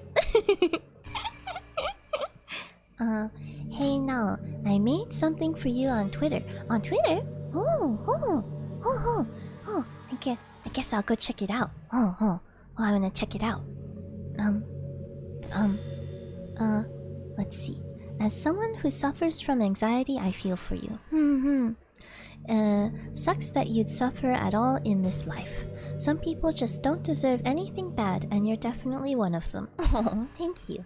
I think there's no one in this world who truly deserves anything bad, right? I don't know what it means to deserve something bad, but bad things happen to all sorts of people, you know, that's just the way it is. And everyone suffers in their own way, I think. I think it's probably impossible to have a life without suffering. It's just how you deal with the suffering that you've been given, right? Suffers from anxiety. Yeah, I think everyone has a little bit to different levels, right? So I don't really know if I'm beyond the average or not, but I think it's still something. It's just definitely something that happens to me sometimes. Yeah. That reminds me of the time when I got fired from my office job at the corn dog stand. Oh. The corn dog stand office job. Oh. Okay. Okay. Yes, my computer is currently running at max possibility, so I'm gonna try pulling up Twitter on a different device instead. Let's take a look. Doop-a-doop-a-doo. Doop-a-doo. Doop-a-doo. Annyeong.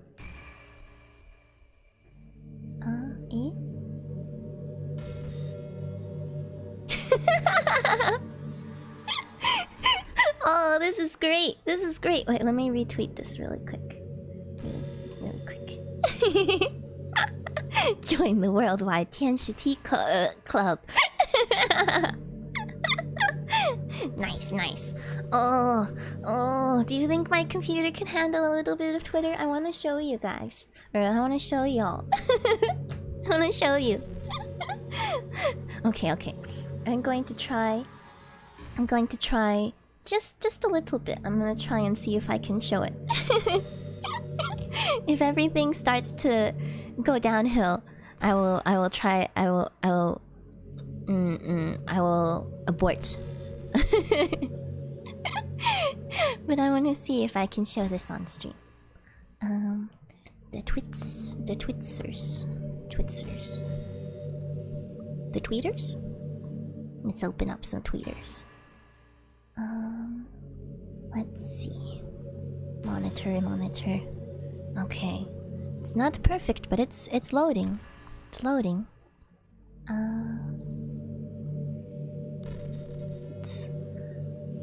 Let's do some tweetering. Nice. Okay, let me load this up. Can I do that? It's being surprisingly compliant right now. I am impressed. Let's see. And then we click on this. And click on that. Click on this. Yeah. Alright. So we got this. We got this from Lem. Got this. Let me make it bigger. Get this. Worldwide 天使 Tea Club. Yeah, it's club. 天使 Tea Club. Yeah, this one. I love it. It's so cute. This is great. What's that font? Did you write that yourself? It looks really good. I like it. If you know what, if this is not your own handwriting and this is a font, then let me know, because it's really cute and I like it. I'm curious what you used to make this, actually. I want to be able to make cool things like this too. And if this is your handwriting, that's pretty cool too. But I like it a lot. Thank you so much. This is so great. Official sticker. I love it. Let's see. Let me catch up. Can you guess why they fired me? Oh. Your computer might handle it okay, but will Monica approve? I don't know. She's okay so far. Let's just hope she stays okay with it. Nah, I used a font from a program. I might try to look up this font. I like it. It's now our official badge. Can stick it on your clothes. Print out a sticker. I used PixArt. PixArt. Oh, I've not heard of it. PixArt. But the red club word is my handwriting. I like it. We've got a badge of identification now.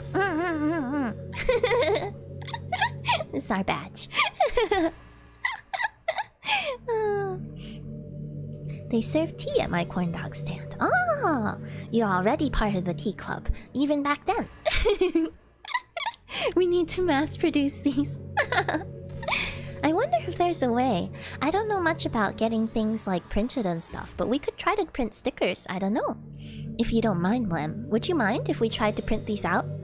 And make official stickers? That would be pretty cool.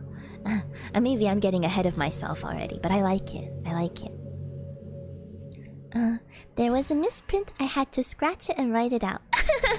Yeah, I see. That works. It looks good. OMG, it would be my honor. Oh, thank you. Oh, I like it. I like it. This is great. This is great. I gotta print them out and stick it everywhere. I'll look into it. I'll look into it. I don't know how easy it is, but I'll see what I can do. Thank you again. This is so cute. This is so cute. I like it. I like it. Oh, now we really need hashtags, huh? So y'all can hashtag this stuff. I'll try to have some maybe by the end of this week. Okay. All right. All right. I should probably pay some attention to Monica now. Back to Monica. Doop, doop. Okay. Merch hype. Yeah. I didn't think I'd get merch so soon. Yeah, I'll see what I can do. If we can get stickers made. I know that low numbers of things. I had to deal with this a little bit for clubs before, not for stickers, but for other things. So for low quantities of things, sometimes it can be kind of expensive to produce. So I don't really know how viable it'll be. But I'll see. I'll see if I can find us a nice lower cost option.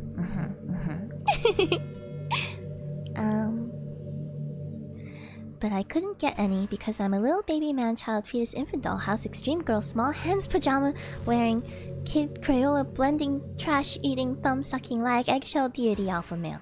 Oh. Oh. That's a lot of things. Oh.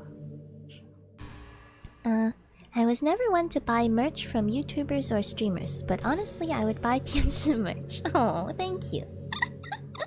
Oh, I hope it has some value for you. If we, this is all theoretical right now, y'all. I gotta make sure it actually happens, I guess. Woman cakes. Oh, was that the end? Was it too long for the comment already? I can share a website I found. Oh. From what I read, you don't pay for the production of the merch at all. Really? They don't produce it until someone orders it. Oh, interesting, interesting. Oh. That could be good. That could be good. Yeah, send me what you got. I'll do some research and I'll look into what you found as well. That is also why I got fired. Gotta rep the tea club. Repping the tea club, yeah. Oh, it's so nice. It's so nice. I like it. Okay, alright. Alright, Monica. Alright, Monica, I pay you some attention. Gotta pay a little attention.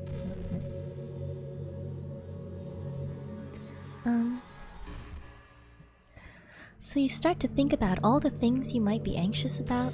Yeah, that's what I'm talking about. That's what I mean by, like, when I get those random... I wouldn't call it an anxiety attack. I don't think it's strong enough to be called an anxiety attack, though I don't really know the clinical definition of it. But it's a little bit like an anxiety nudge, an anxiety nudge. Not a full-on attack. But when I do get randomly anxious, I know, I get that. It's like your mind gets stuck thinking about all the things that make you worried, and that's it, you know? There's this phenomenon that's called mood-dependent memory, where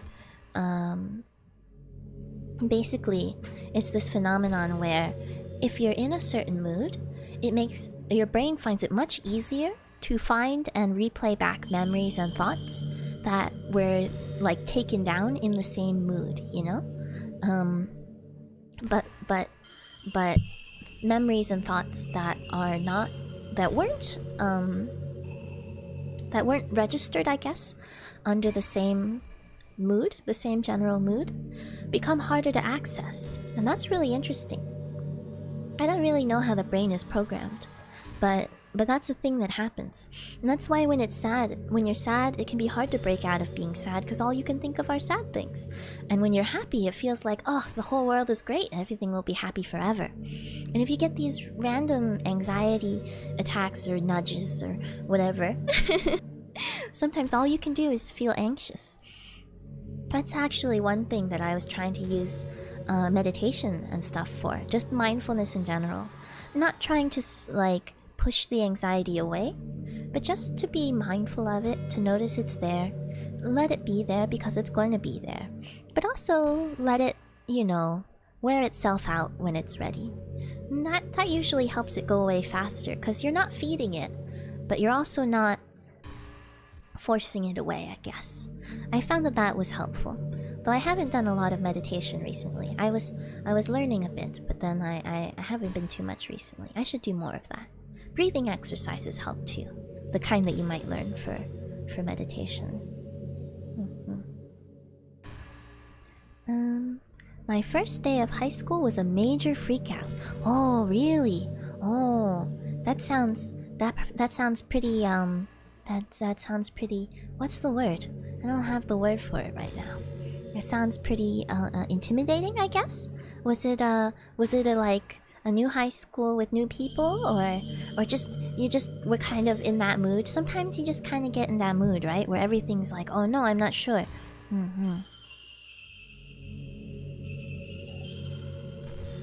It sounds tough. I actually lived most of my life in the same cave, in the same area of Flowerfruit Mountain.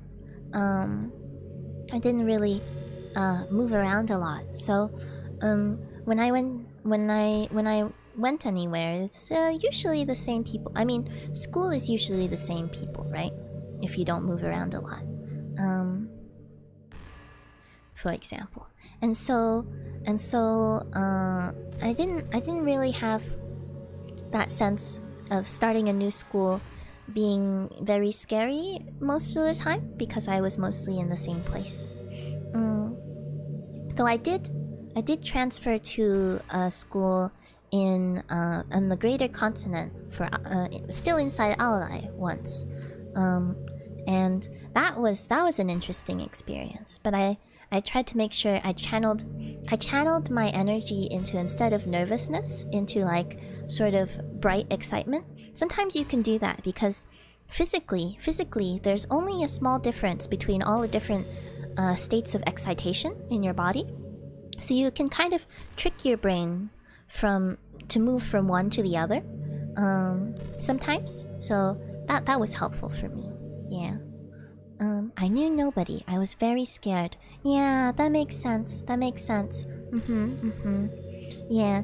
When I went to the school, not on my island, it was a little scary, that's for sure. I just tried my hardest. In a way, it was also a breath of fresh air for me. So that was lucky, I think. I was lucky to have that feeling instead of the nervousness feeling, I guess. I'm trying to think back. Yeah. Well, now where I am, I don't know too many people either, actually. And that's kind of scary, right? Not really knowing people. I definitely feel nervous when I don't know people so well. My debut was very nerve-wracking, that's for sure. I was very nervous the whole time. I wonder how much y'all could tell, because I was meeting everyone for the first time. But I've started to feel really comfortable with all of y'all and the community and streaming in general and stuff like that. It's really nice. It's really nice. Okay, that's random rambling. That's a lot of random. This is where I take my leave. Oh, okay. Okay, the child. Thanks for coming. Bye-bye. Hope to see you Thursday or next time. Thanks for coming. Okay.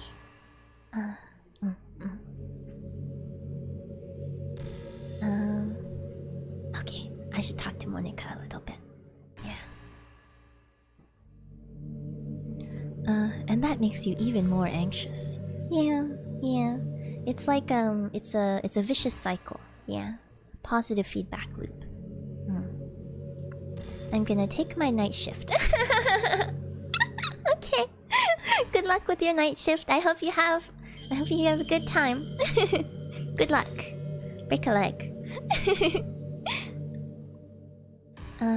Glad to hear you're getting more comfortable about streaming. We're not making you too nervous anymore, I guess. Monica and Yuri seem to have taken that position. Yeah, that's true. Maybe they were just more scary than all of you, so...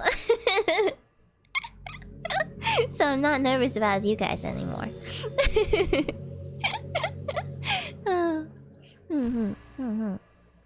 Yeah, this whole thing, everything about it was new for me, you know? I'm new to streaming, I'm new to social media. I'm new to playing games, really. I'm new to a lot of these things. And even the VTuber community, I was relatively new when I started. I guess I am still kind of new because I didn't start that long ago. But everyone's so welcoming and nice, and I really get the sense that I can take things at my own pace. Sometimes I worry, oh no, I need to do so much, you know, and there's so much that I need to do. But I feel like I don't really need to do anything. Hopefully, I just want to do things, right? I wanted to do this. I wanted to hang out with all of you, and I want to keep coming back and playing these games and chatting and all of that stuff. And I want to do things that help make our community make our community more fun and have good stuff. And so, you know, that's why I'm like, I wanna, you know, come up with hashtags and maybe do the Discord and stuff like that. But I feel like I'm trying not to get myself too caught up in being like, oh, there's 10 million things I want to do, and that means they all need to be happening right now. I think it's okay to do it one at a time. I'm a slow-paced monkey, and that's just who I am.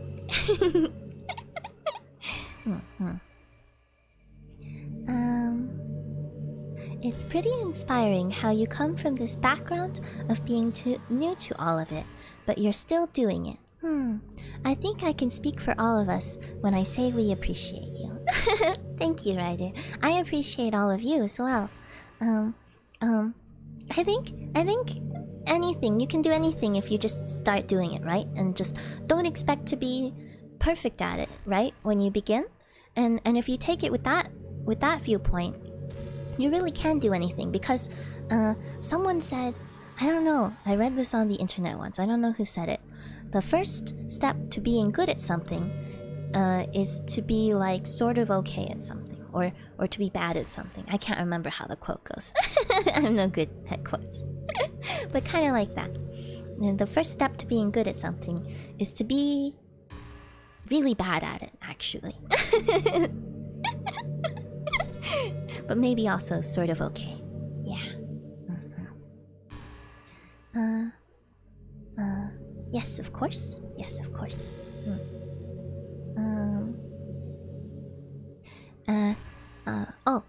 Oh, you mean in regards to taking things slow? Or you mean in regards to appreciation?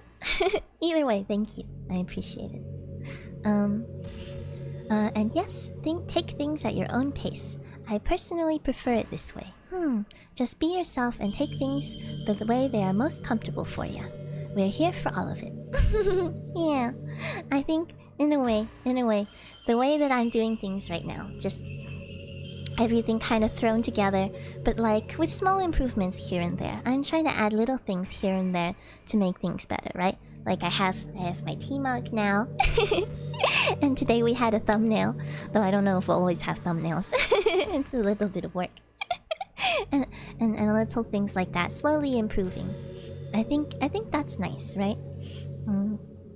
The feeling that it reminds me of the most is like, I don't know if you've ever read a manga where the mangaka, the artist, in the beginning they're not bad, but then over time they just, you know, it through experience and stuff, they get better and better, and just watching that happen is really cool, and it gives you something really nice to look back on when you go back and reread the first volume or something. You're like, wow, look how far we've come. I don't know how relevant that is to anyone but me, but that's kind of the feeling I'm hoping for here. Yeah. Sucking at something is the first step to being sorta good at something. Jake the Dog, Adventure Time. Ah! That's what it is, that's what it is. I have some friends who really like Adventure Time. They keep telling me I should watch it. The more I learn about it, the more interesting it sounds, so maybe I will watch it sometime. But that's a really good quote. That's a really good quote. Sucking at something is the first step to being sorta good at something. Yeah, that's what I'm aiming for. I'm not aiming to be the best at this either. I'm aiming to be good enough that we can all have fun together. Yeah. Okay. I totally get that. Looking back at the first chapters of a long-running manga and seeing how everything evolves, the art especially, is super cool. Yeah, because the visuals, they really give you a very easy-to-see indicator of how far things have come, right? It's like, when you think about it, you're like, oh yeah, and the story changed so much and all this other stuff, but the easiest thing to see that makes a really big difference is if the art style has changed a whole lot. Okay, alright, Monica. Ahaha, that's the worst. Oh, Monica, you're doing it again. Yeah, it is the worst when you get stuck in anxiety cycles. There are ways to break out. I promise there are ways to break out. I don't know all of them because I'm just a little monkey, but there are ways.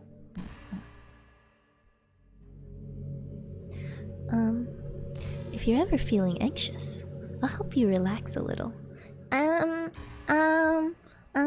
Monica. Monica, I don't think that's I'm a little worried. Am I being propositioned? Monica, you're underage. You shouldn't proposition people. It's not legal. Well, you're in Japan, maybe. Well, actually, I guess you don't have a country anymore because you destroyed the universe. But still.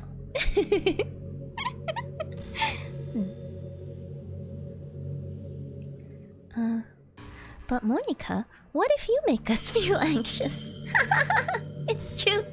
Monica, sometimes you make us feel anxious. You make us feel anxious and then you're gonna say you help us relax? This seems like a roller coaster relationship. She definitely makes me feel anxious sometimes. It's not like she broke the fourth wall or anything. Oh no, not at all. No, all perfectly normal. Everything is perfectly normal here. Perfectly normal. Besides, in this game, all our worries are gone forever. That's not nice, Monica. Don't delete everything. That's not nice. Oh, that was the end of that dialogue. Monica. Hermiting yourself away from the rest of the world is not a good way to deal with anxiety and depression. You know, I don't know if I mentioned this before. I heard that more and more human scientists are calling anxiety and depression like the common cold of mental health, I guess, like the common cold of mental health.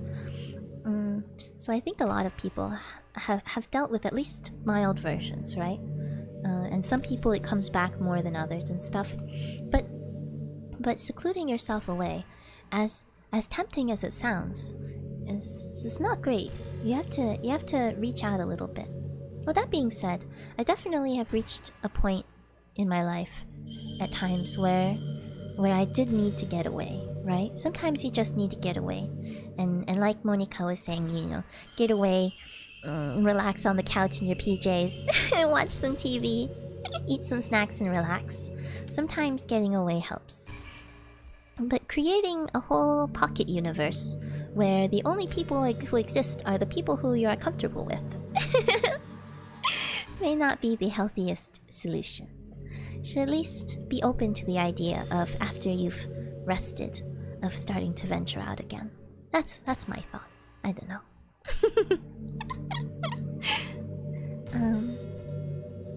You know, high school is a really turbulent time in a lot of people's lives. Ah, yes. Ah, yes.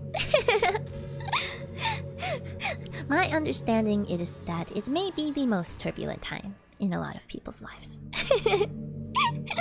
My understanding, both from media and from personal experience.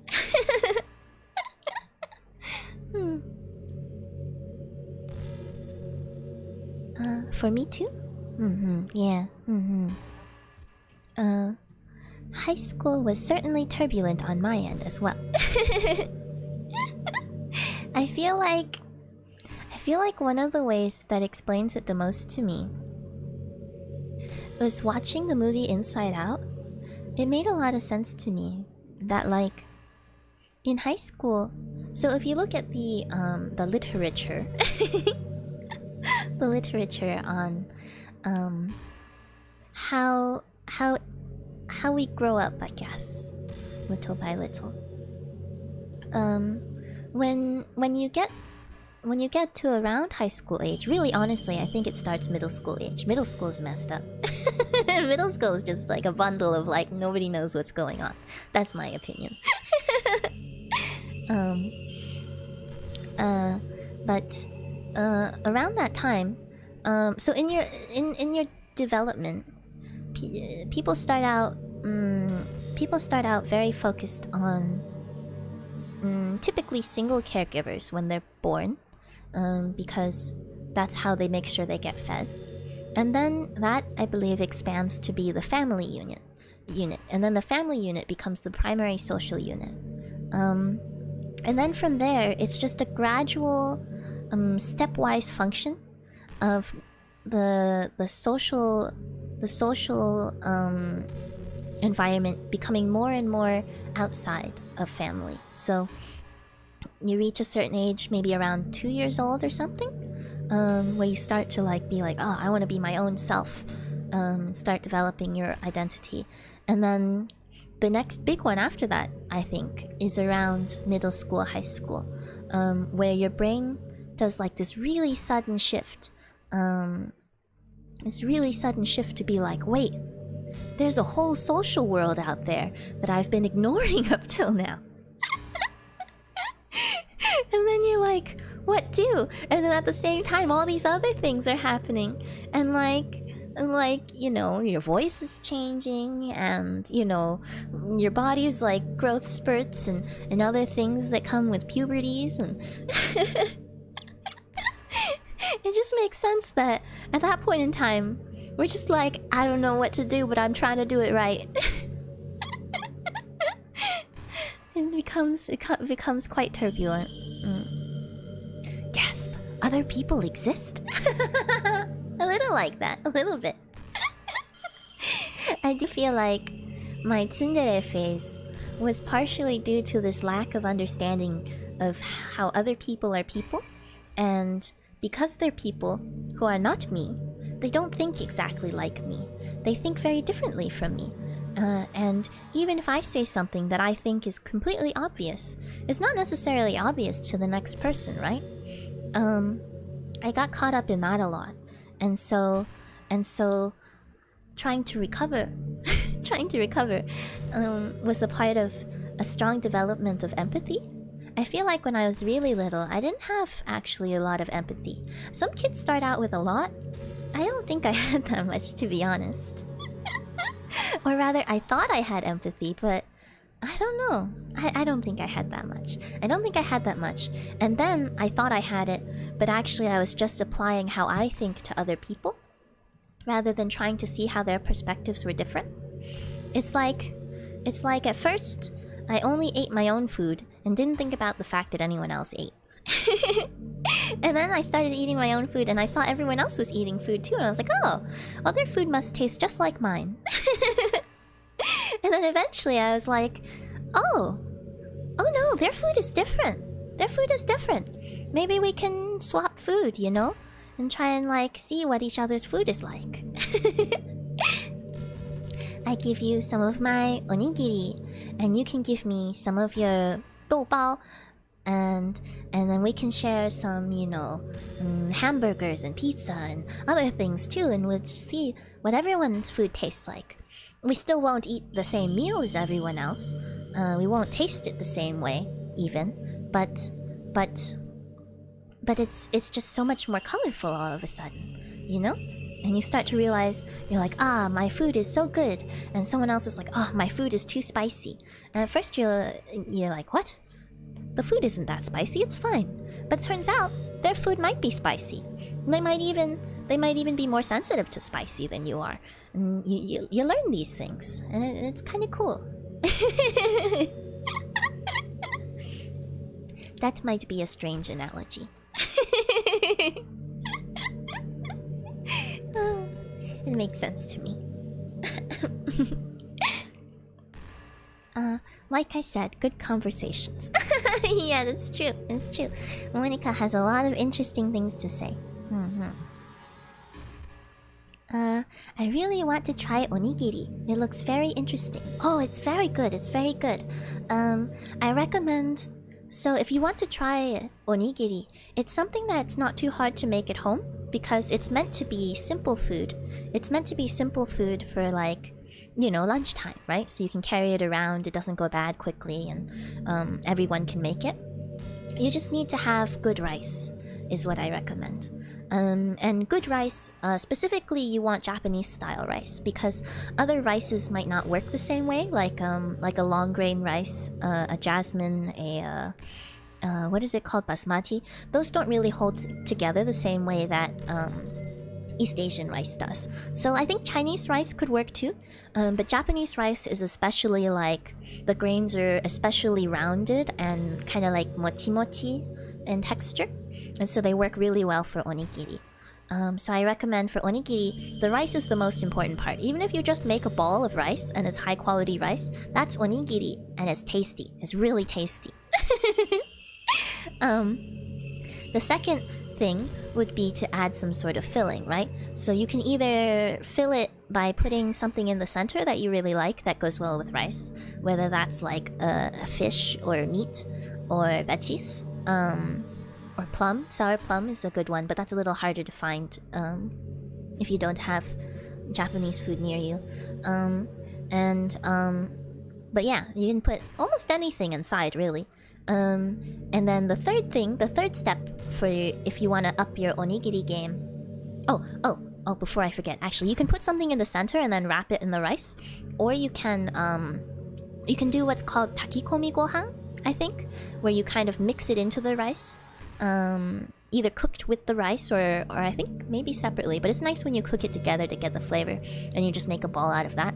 That's another type of onigiri. And the third thing is just something to hold it with. I've had some nice aunties who made really good onigiri, and they wrapped it just in like saran wrap. Just because the rice is sticky, so if you touch it, it'll get everywhere. But that's what the nori, the seaweed you see on the outside, is typically for. It's just for holding it, so it doesn't get all over your hands. You don't need anything special.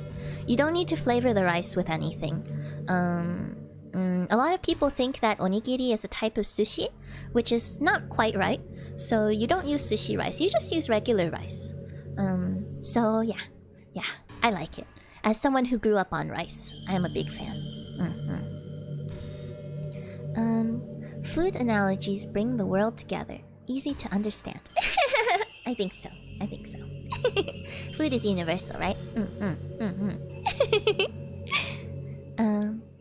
Now I wonder what a basmati or arborio rice ball would taste like. Basmati, I'm not so sure. You could probably do it, but you might have to mix it with other things or add extra starch. You could probably mix it with things. Arborio, I've tried, I think, because I think arancini I'm not sure. I think they might be made with arborio rice. It's Italian, I think. It's an Italian. I think it's a rice ball. I think it's an Italian rice ball, but with cheese. There's a lot of cheese in it. If I remember correctly. It's like mac and cheese, but it's rice and cheese, and you put it into a ball shape, and then you bread it on the outside, and then you deep fry it. It's really filling, but it's really tasty. It's really good stuff. I recommend. I wanted to make my own onigiri a week ago, but unfortunately I only have jasmine rice at home. You could still give it a try. I'm not sure how well it would work, but it might work. You know, in the worst case, you have rice and furikake, rice topping. That's not the worst, right? and the only thing you can mess up about onigiri is not having it form into some sort of shape. And that honestly doesn't affect the taste at all. It only affects the transportability.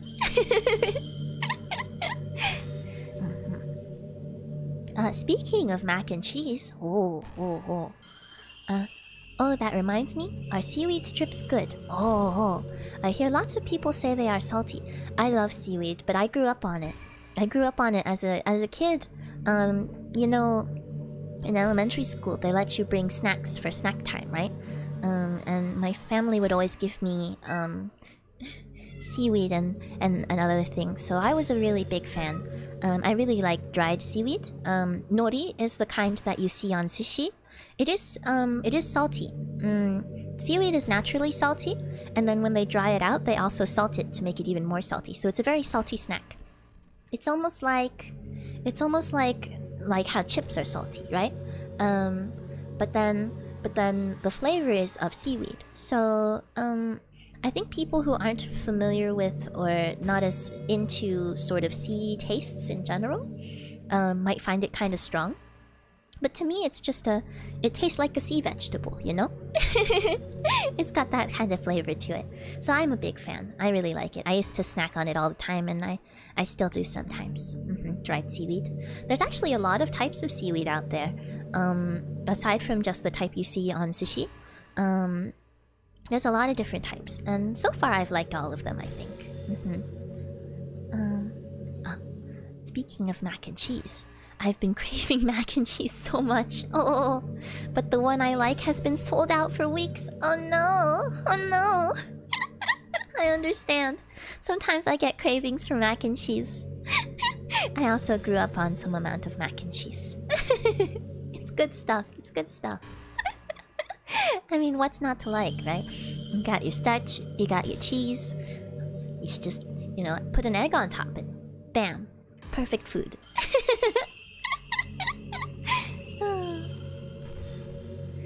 If it's Italian and it uses rice, it's most definitely arborio. I didn't know they had their own play on rice balls, though. Now I must try. It's basically like a cheesy rice ball, as far as I understand. It's really good. I think you can also put fillings inside, but you don't have to. I guess if you grow up in a place where there's a lot of sort of sticky rice, it just makes sense. You just ball it all up and you eat it that way. High school is really turbulent. 5 minutes later, salty snacks.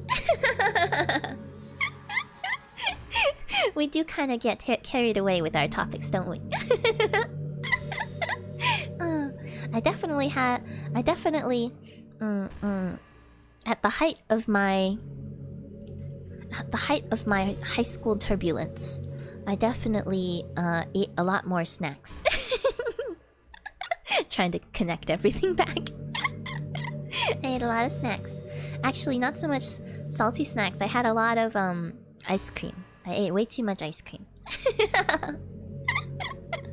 It's so easy to do because it's so tasty. Alright. Monica. I should pay some attention to Monica. High school is really turbulent. people can get really passionate and dramatic. Yeah. Well, I mean, aside from being like, this is my first experience with like, seeing the social sphere in this new way, right? Your brain clicks into a new way of seeing social stuff. Your brain also clicks into a new way of seeing emotion. I think that's one thing that Inside Out did really well. Is like emotions are no longer simple, and I feel like they get stronger. Maybe that's all the hormones. I feel like the emotions, all of a sudden, they get so strong, and you've never had to deal with that before, and nobody's teaching you how.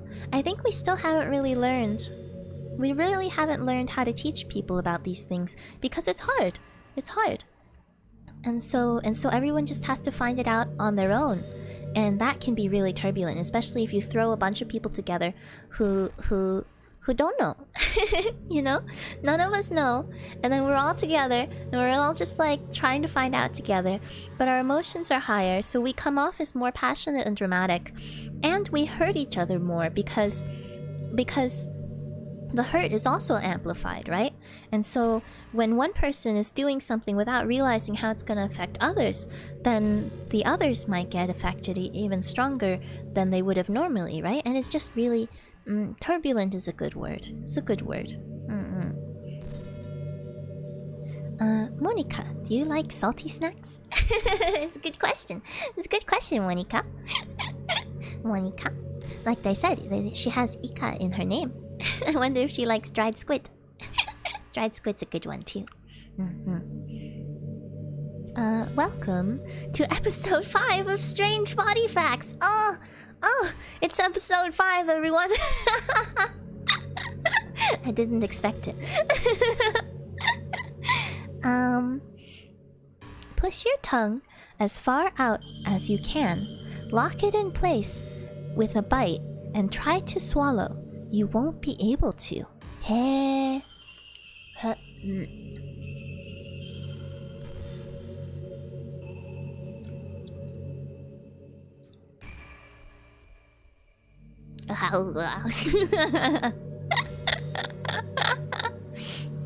Oh my god, I can't.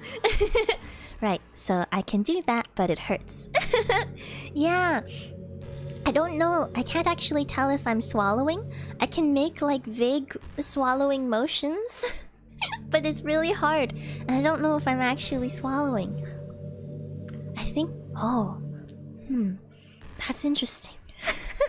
That's so weird. Is your tongue blocking your throat? Or maybe it's the same muscles? I don't know. That's so interesting. But if it hurts, don't do it. One of my senseis in the past told me that. If it hurts, don't do it. It means you've gone too far. I can almost swallow. Yeah, right? That's how I felt. That's how I felt. It's like, I feel like I can almost do it. Almost, but maybe not quite. When we least expect it. Yeah. I didn't expect it. Alright.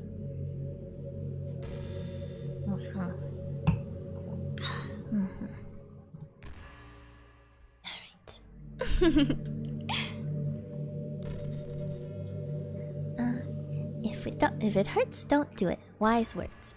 Yeah. It's a very, very wise teacher of mine.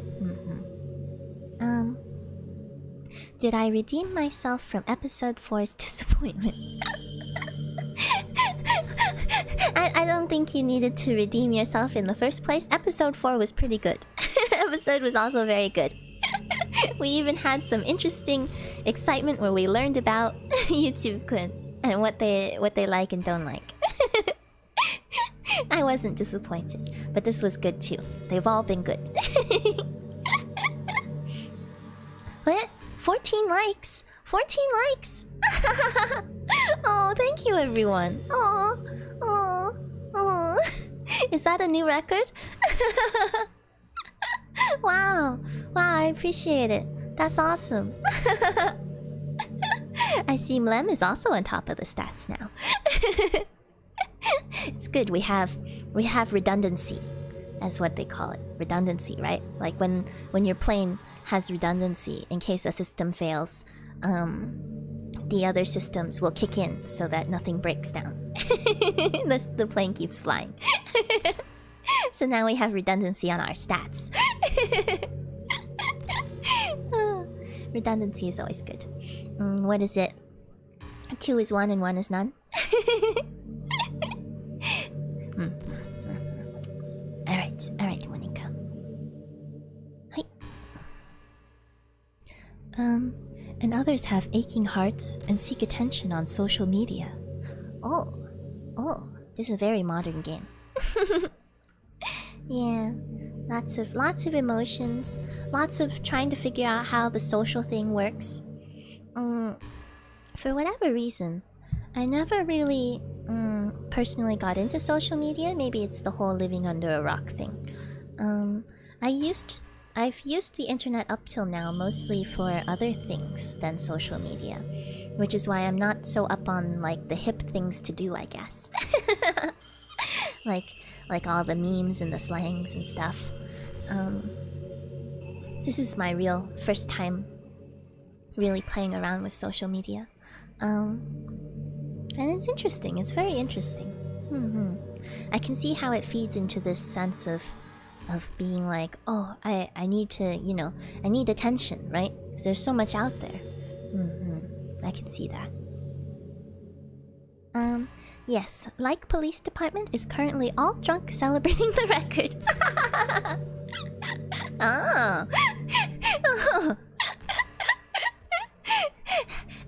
Cheers, I guess. Cheers. I will drink tea with you.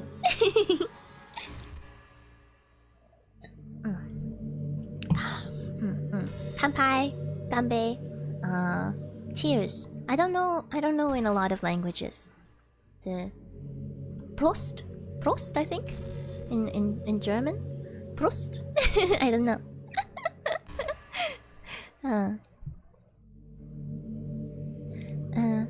I'm going to go to sleep. Oh, high school definitely forces me to have a sleep schedule. Well, that's good though. That's important. I look forward to Thursday. Bye now. Bye everyone. Bye Xiaomara Pierre. Xiomara Pierre. Hopefully I pronounced that close to right. Bye bye. Thanks for coming. It's good to have you. I hope to see you next time. Looking forward to it. Oh yes, good night and sleep well. That's a good point. Good night and sleep well. Alright.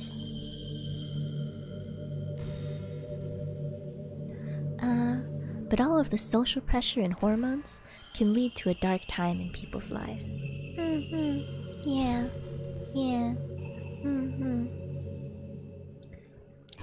I feel like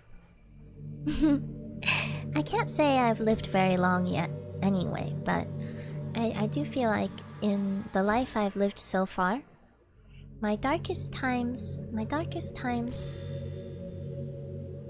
have been right around then, the cusp of middle school and high school.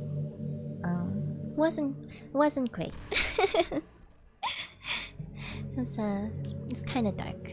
Up until the point where I left for the new school, actually, which is one reason why going to a new place wasn't so scary for me, was because I had started to be a little bit uncomfortable in the place that I had always been, and so it really did feel like a fresh start, and that helped a lot. I don't know exactly why, but it helped a lot to sort of alleviate some of that darkness. I guess there's some other times too in my life that have been dark, of course, but that one's an easy one to look back on because like she says, it's a turbulent time for everyone, so we all kind of have a feeling of how that is and how long it lasts and what that feels like, I guess, even though everyone's experience is a little different.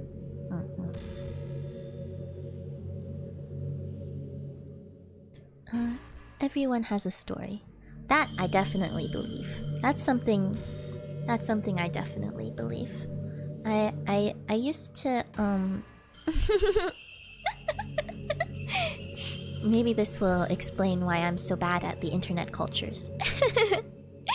But rather than being on the dominant internet, most of my internets, up until recently, I guess, was how you say, online forums. And since online forums can be sort of like group based, they can be sometimes cut off from other places. I mean like old school style forums, not like Reddit. Reddit I got into recently, but it's kind of a little different, right? And I used to do. Well, I didn't think this would be so embarrassing to say, but I used to do like online role-playing forums mostly, and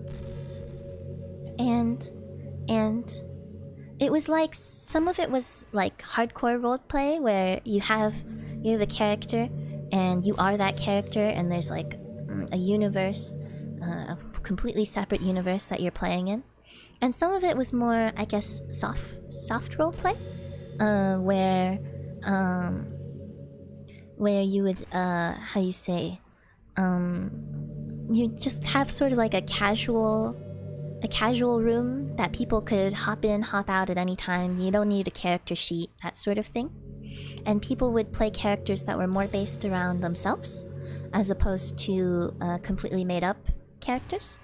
And so one of the things I liked to do whenever I was hanging out in one of those softer roleplay rooms was to ask people, what's your story, right? Because everyone has a story. I agree with Monica here. Everyone has a story, even if you're not a character, right? It could be your own story. Everyone has one. And it's still going too. Your story is still going. And it's like the many flavors of food thing, right? Everyone's story has a different color, a different flavor to it. And so it's really nice to hear from their perspective, you know? That sort of thing. So I've always been a big fan of that. I did some role-playing as well when I was younger. I think it's really fun. I kind of dropped off doing it at some point because various reasons, I guess. Getting busy, and like some of the forums are very intense, and so you have to be like really high quality, posting at a good rate and stuff like that. And so I just kind of, when I couldn't commit to it anymore, I just kind of stopped. But I really enjoy it. More recently, rather than forums, I did some live action role playing, LARPing, for the first time, and that was a lot of fun. Actually, that was a lot of fun. It's very different from being able to just type out everything and, you know, write it however you like, and embellish things, and have the time that you need to think about what you're going to do.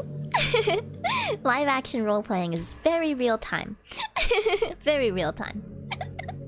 And it's very fun in its own way. I haven't done a lot of tabletop roleplay, but there are some that I am interested in. As silly as it sounds, I think it helps to relieve that said stress from life, letting our minds wander and create worlds and just be someone else for a while. It's why gaming is an escape to many too. Yeah, I think so. I think maybe because I never really got into gaming. Maybe that's why I was so heavy on the roleplay. I always liked it ever since I was a little baby though. Like I used to I used to say my favorite game to play was Pretend.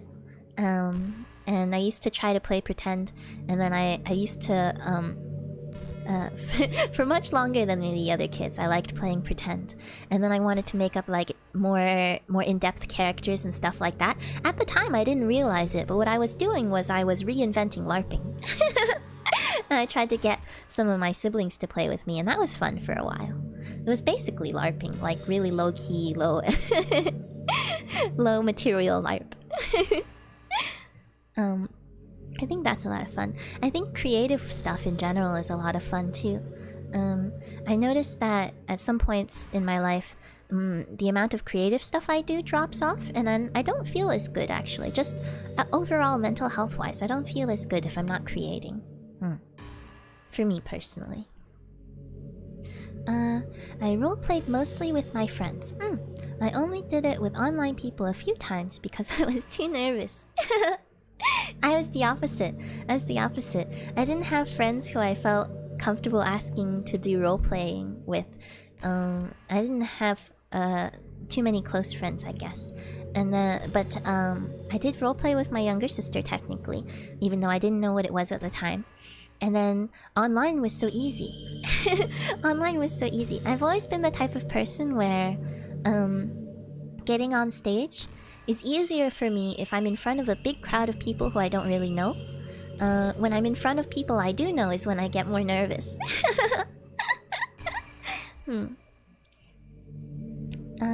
A friend of mine keeps trying to get me to LARP. I actually agreed right before everything happened. Yeah, I guess that's hard. Hopefully when everything sorts itself out, you know? When everything sorts itself out, you'll get to go have that LARP experience. It's a lot of fun, especially if you're playing with a very supportive group. I was lucky enough to have a very supportive group for my first LARP, and that really made the experience wonderful for me. Yeah. I guess I just stick to TTRPGs now, mostly. Yeah. For now, right? For now. I'm really interested in D&D, but not sure how to start. I'd rather do it with friends, but I don't have many that I talk to. Yeah, D&D can be harder to get into because I feel like the barrier to entry is pretty high. There are some more tabletop RPGs out these days where the barrier to entry isn't as high, and some of them are also less focused on combat. Because I'm not a big fan of role-playing combat. I guess it's not the part that I find the most enjoyable. So some of the role-playing games that I'm interested in is are some of the more recent like things that came out that are more experimental, I guess, in the realm of tabletop roleplay, more open things that I still haven't played yet, but I would love to, like Fiasco or Dialect or Invisible Sun. That one's kind of a lot to get into too, though. But the other two I mentioned are really fast to pick up, Dialect and Fiasco. Not that I've done it yet, but the entire point is you can just kind of sit down and have a quick session. That's how I think, yeah. But having someone to play it with is hard too. Most of the resources... Oh, I skipped a message. Still with Monkey Ka. Yeah, we're still Monkey Ka. She has a lot to say and we have a lot to say, so we just keep talking, I guess. I feel like perhaps I am resigned to that fact now. Most of the resources you'd need to start are online now. Oh, for D&D?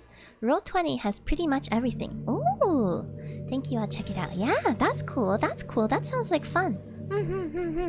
I noticed that D&D is having a bit of a resurgence too, so maybe it won't be too hard to find someone to play with. I'd be down to maybe try it out.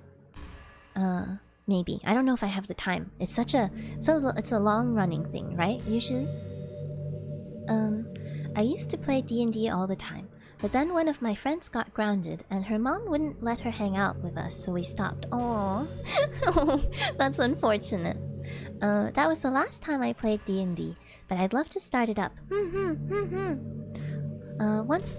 Start it up once more since it's been so long. Sounds fun. I have a small tabletop collection actually. Oh, problem is most people want to play D&D. Oh, is that right? I guess since it's the most famous, that's what people want to start with. I guess I did try some D&D as well, but I definitely lean more towards more roleplay heavy games. Though I know D&D you can kind of configure it, right, to play it either way. Are you a DM then, Shatter? I feel like one of the hardest things when you want to play D&D is finding someone who understands enough and is willing to do like DM stuff I had a really good time playing D&D once because I feel like the DM makes all the difference, right? They're really what makes the game. So I have mad respect for DMs. I have a PDF for a made TTRPG on my computer. I have no idea how I got it. Oh, maids, huh? That's interesting. What is this? Virtual maid cafe? Have you ever heard of Facade the Game?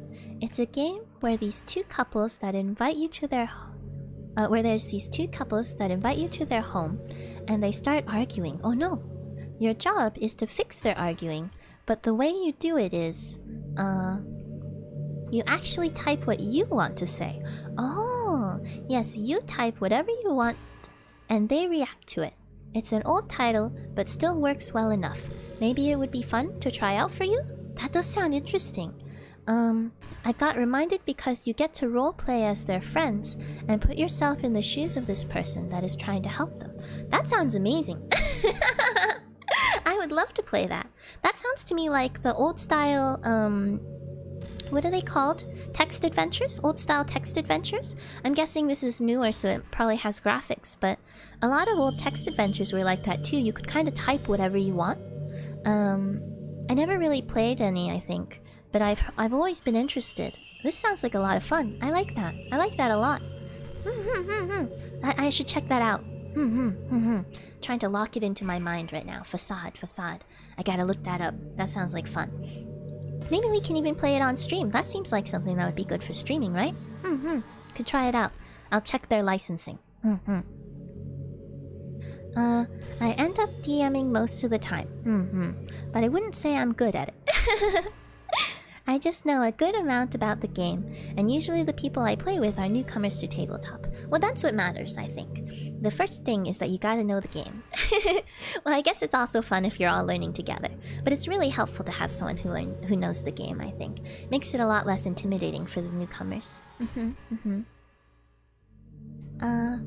Facade really looks ugly. It's really not about the graphics at all. It's also very old, but the crazy thing is how they react to what you say.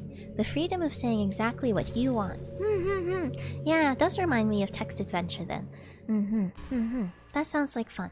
I'm gonna check that out. I'm gonna check that out and see if I can maybe get that working. That would be fun. That would be really fun. Okay, Monica.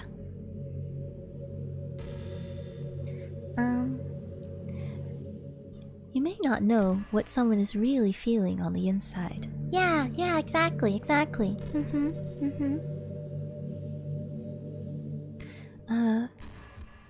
Many people who are depressed won't even bother telling the world about it. Yeah. I feel like this game is a perfect example of that, right? Basically everyone in this game, when you start out, if you're not looking for the signs, you may not even realize, or if you don't know the signs, you may not realize that basically everyone in this game is depressed in their own way, right? They have their own form of depression that they don't feel like they can share with other people. And I totally get that. I think it's really great that nowadays people are getting more and more open about sharing these things, and I really enjoy that way the culture is moving. But I personally, I don't know. Maybe it's the way I grew up. I personally feel still a lot of hesitation to talk about my own feelings. I try to minimize my negative feelings. And it took me a long time to admit that what I was feeling might be depression. Might even. Like, not even is, but might be, right? And so, if you can't even admit it to yourself, then there's no way you can admit it to the world, right? I'm definitely also one of those people who would be like, oh yeah, just, some mild depression and make a joke about it, as if it's no big deal. But that's not what depression is really like, I don't know. I think it's an important thing to acknowledge, and I'm trying my hardest, but it's difficult. It's very difficult. The maid RPG seems to be a very roleplay heavy system. Oh, you found it, Remus? You found the maid RPG? The players are the maid/butlers, and the DM is the master. Oh, that's interesting. That sounds like it could be fun. I might have mentioned before, but I very briefly worked at a maid cafe. And that was fun. That's pretty fun. There's something fun about it. Because I feel like a maid cafe is a lot like... It's like a participatory LARP, right? I think that's a word people like to use these days. Participatory theater, for example. There's actually some things like that I've seen around as well as like... not just maid cafe, but other themes. Pretty fun. I think I saw one recently because it's 2020. At the beginning of 2020, before everything closed, there was a place that did one for the Roaring Twenties, you know?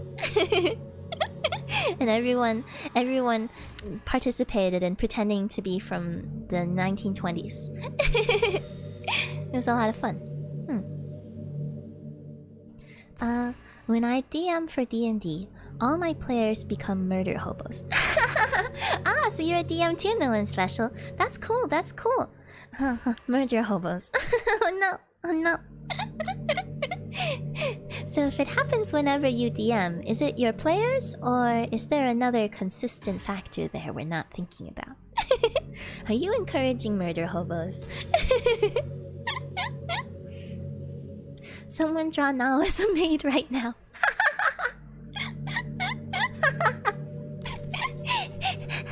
What do you think? Do you think I'm a cute maid? Do I make a cute maid?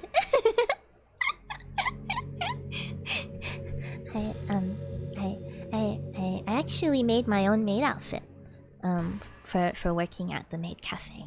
It was nice. It was a lot of fun. I wonder what kind of maid outfit you imagine me to wear. There's so many different kinds of maid outfits. Like, it reminds me of Kobayashi-san. What's the title again? The Dragon Maid. Yeah, Kobayashi-san no Ichi no Maid Dragon, something like that. I really liked that anime. But Kobayashi-san is like a maid otaku, right? And she talks about the different kinds of maids just a little bit at the beginning. And she likes the more Victorian style, like classic long-skirted, very proper maid. Whereas Toru kind of dresses up more like the Akiba style maid cafe, moe kind of maid. And there's so many different kinds of maid outfits out there. I'm really curious what you imagine to suit me. What suits me? I feel that's so hard, no one special. I don't want to ruin their experience because, like I said, they're newcomers. But there's a line. Ah, yeah. I see what you mean. My first time playing D&D, I wasn't really sure what to do, so I think I also went about it all wrong. I was like too excited by being like, I can do anything. Should I do this? Should I do that? Rather than trying to like pay attention to actually playing the game and having fun with everyone, right? My second experience was a lot better because the DM that time was the DM the first time was maybe less experienced, but the DM the second time was super experienced, like professional level experience. and so he was able to guide us newcomers in a way. It's like dancing. He was able to guide us to having fun. To make sure that we had fun and everyone had fun. It's like when you're dancing and someone else takes the lead and you're not exactly sure what's happening, but you're just doing what you feel like doing, and they're getting you to do like dancing in a fun and really cool way. I don't know if that makes sense. If any of y'all have ever tried swing dancing, that's what I'm imagining right now. Yeah. Maid now hype. If anyone wants to draw Maid now, I'd love to see your take. I'd love to see all sorts of maid outfits. All sorts of maid outfits.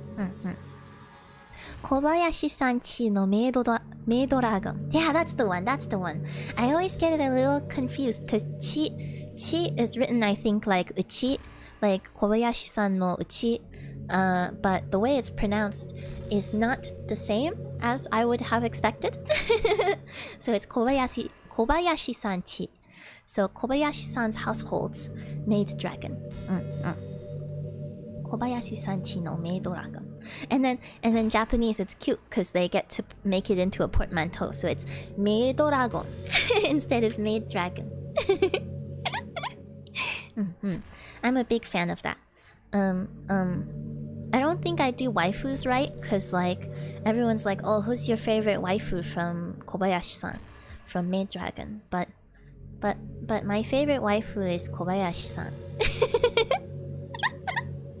She's not really a waifu type, but she's so calm and mature and like easy to get along with, very open, you know, very loving in a very laid back sort of way.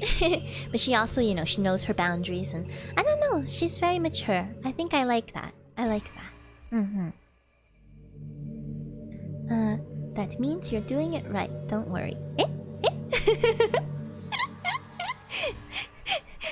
I'm confused actually. Oh, the waifu? I'm doing the waifu right.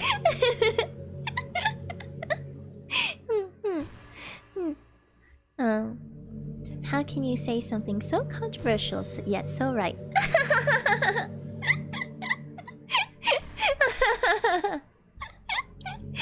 I don't want to get into any sort of, you know, waifu battles or anything.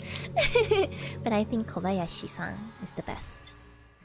Kobayashi is best. It's just facts. Yeah. She's one of those people where I feel like there's a lot of there's a lot of harem anime out there, right? And sometimes you're looking at the protagonist and you're like, I don't see it. I don't see it. Why do they have a harem? like me in this game. Like, I'm sure MC's a very nice guy, but I don't know why he has a harem. It doesn't make any sense. But then sometimes you see characters and you're like, ah, that makes sense. That makes sense because I want to be a part of their harem. So of course they're gonna gather people around them, because even I want to be a part of their harem. That's Kobayashi-san for me. I want to be a part of her household and hang out and do silly things and just be comfy together. That would be the best.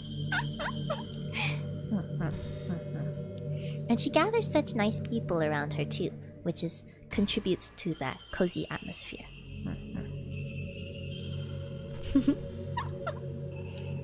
Alright, Monica. We should pay attention to you too, because after all, this isn't Nala's harem. This is Monica's harem. Speaking of which. And you can see why it would be Monica's harem as well. If people didn't know she was so a little bit psychopathic.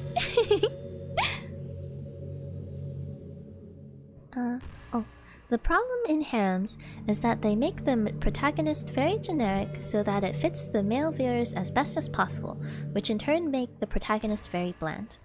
I think that makes sense. That makes sense. If you're trying to make a character who's mainly for self-insertion, it does end up being pretty bland. It can be a lot of fun if that's what you're looking for. But over time, you just kind of want to like the main character, right?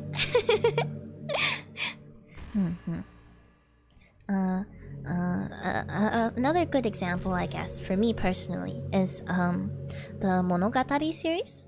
In the Monogatari series, there's a lot of people, right? And it's another one where everyone's like, oh, best waifu is you know, one girl or another.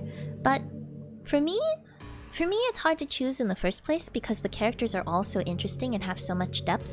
So there are a few that are my top. But amongst my top is actually Araragi himself. Because he's a good character. He's actually a good character. He's not bland or generic. He has a real personality, you know? And he's a likable personality. Sometimes they put in personalities that aren't as likable to me personally, and then I just don't like it at all. I think that's, for me, less palatable than even if they are bland. but but I like it when they put in nice personalities. I liked, I don't know if it classifies as harem, but Demi-chan wa kataritai. Interviews with Demi-chan. That the main guy, the teacher there, is also very likable, and I like that they don't make it weird. It's like harem-ish because all these girls are drawn to him, but he doesn't like try to do anything weird with them. He just, has a lot of, I guess that doesn't really make it harem per se, but just a lot of people around him. People who are drawn to him. I'm trying to think of if there's any other like harem-esque things that were fun. Oran High School Host Club is kind of fun. And they're playing with the tropes and stuff. That's pretty fun. I wouldn't say it's the same as the other ones, like, because the characters don't really have the same, in my opinion, depth. That's not really what makes them likable.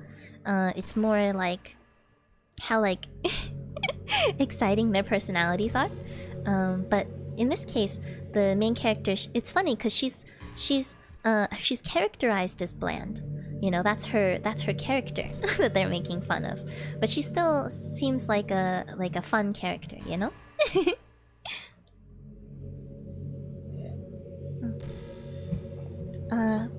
Japanese harems equal bad. Chinese harem equal good. Oh, is that right? I haven't consumed a lot of Chinese media with harems in it, actually. Do you have any recommendations? I think the Japanese style ones, they have good and bad. It's just such a large genre that you're gonna have all sorts, right? I've never actually watched anything Chinese with harem though. I like the long-haired peoples though. I like that Chinese dramas have a lot of very pretty-looking people. I don't know, that was the thing that popped to mind when I was trying to imagine Chinese harem versus Japanese harem. I feel like Chinese dramas tend to be set in the past. Set in the past where everyone had flowy clothing and flowy hair.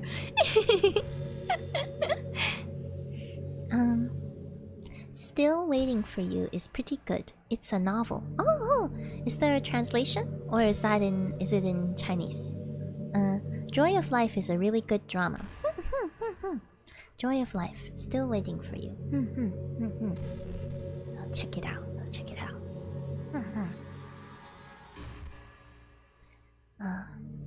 Okay, Monica. Keep ignoring her, poor girl.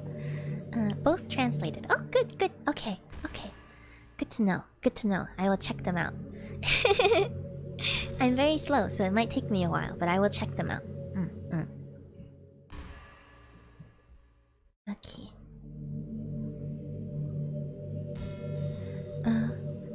They don't want attention because they've already given up on the inside. I guess there's that too, huh? I think that's one form of depression. That's definitely one form of depression. Where you don't want attention because you're just done.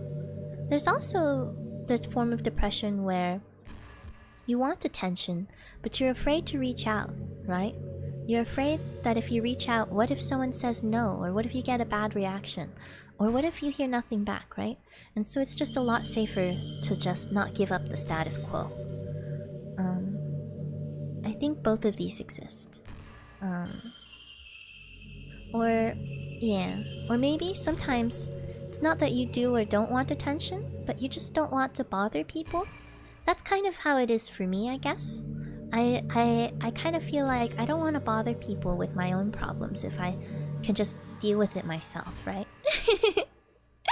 That definitely sounds like maybe it's a bit of my upbringing, My family's a little like that. And I don't think it's necessarily a bad thing either. It's just finding the right balance. There's a right balance. And I think different cultures take to it differently. Yeah.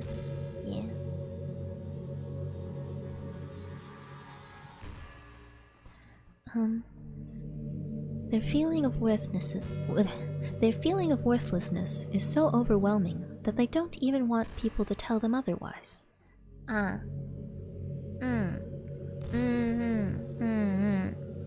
Yeah. That was like the type of depression that I think Sayori might have been going through. The type of depression where if you feel worthless and someone else tells you you're worthless, you feel bad because it feels bad to be called worthless. Or you get criticized, right? And you take that to be someone calling you worthless. You feel bad because you feel like it validates this feeling of worthlessness. And that doesn't feel good. But then on the other hand, if someone says something nice to you, you can't accept it. You don't accept it because your viewpoint of the world has become so skewed that you can't even see how that's within the realm of reality, right? It's like if someone came up to you and said, hey, the sky is green right now. You'd be like, no it isn't. It's just like not a part of reality. And so they can't take it as truth. And if it's not truth, then why would someone say that to you, right? Are they trying to get the better of you? Are they just lying to your face?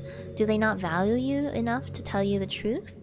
Or are they what's the word? They don't understand actually who you actually are. They don't know the true you. And so they're evaluating you on some sort of rosy-colored vision. And once they get to know you, they're not gonna like you anymore. That last one is one that I feel a lot. I feel very strongly. And it can be tough. It can be tough to feel so acutely the strong belief that you're worthless, even though you're not, but you believe that you are, that it just affects everything, you know? And even other people telling you things is not gonna get to you. It's one of those things that you need to work at slowly, right? You need to work at slowly and and this is why I was saying everyone in this game should go to the school counselor. And if the school counselor can't help because they don't know how to deal with it, they should refer them to someone who can help. Because you don't always find the right person right at the start who can help you out. Not everyone is well equipped or the right person for you, but it's one of those things where other people can't make you stop feeling worthless, but they can help you guide yourself to not seeing yourself as worthless, I guess. That's my understanding of it.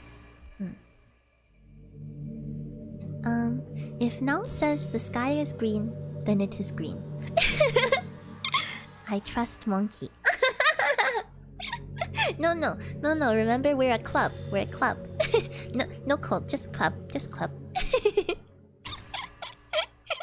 It's a lot of responsibility. Trust in Monkey.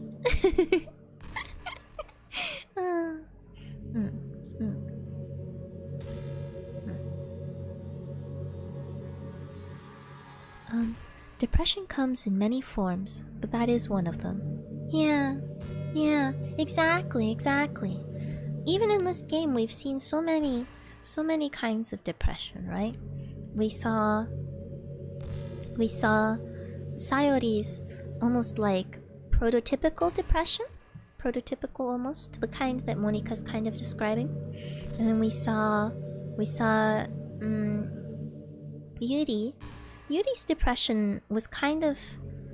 it's harder to determine because of what Monika was doing to her, but it seemed to be sort of mixed in with maybe a little bit of mania, maybe a little bit of obsession, compulsion. It's hard to know.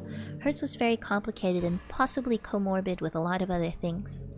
And then Natsuki we didn't get to talk to very much, but she seemed to have some sort of thing going on with her family. So if we got to know her more, I'm sure we'd start to understand her her feelings. She seems like she feels very misplaced, but I think they all do. They all feel a little misplaced. I think everyone does. I mean, that's the whole high school is turbulent thing, right? Everyone feels a little misplaced. And then Monica has I guess you can't call it textbook existential depression because most people with existential depression don't realize that they're a part of a dating sim and then try to take control of their universe. But it's very clear-cut existential depression. And MC has another type of very common depression, but a common depression that often gets overlooked because people think you're just kind of, you know, gloomy type of person, maybe, or just kind of, I don't know. I don't know, but MC has a little bit, has shown some signs. We actually don't get to know too much about MC because we're doing so much time interacting with the girls and learning about them. But he seems a little depressed to me. I definitely found myself out of place in high school. It didn't help that I wasn't quite sure myself where I belonged. I think that's ironically, is that right? The opposite of what you would have expected. It's ironically a common experience. I think almost everyone feels that way in high school. It's actually very rare to not feel that way. Even the people who find cliques, I think, probably feel that way. It's just the way it is, because I think we don't know where we belong because we don't even know who we are and we don't know who everyone else is. And we're starting to realize that. And we're starting to realize we're not who we were before either because so many changes are happening, right? And everything is different. And everything is different and emotions are high and you just don't know. You just don't really know where you belong. I feel like for me, I'm still trying to figure out where I belong, but I'm starting to get a little bit more comfortable with that, hopefully. I hope so. I like to talk like I have it all figured out, but really I'm really just right there, figuring it out. I like to think that yes, I'm in a steady place now. I know who I am, I know who I want to be. But I guess that's not really true. Not really true.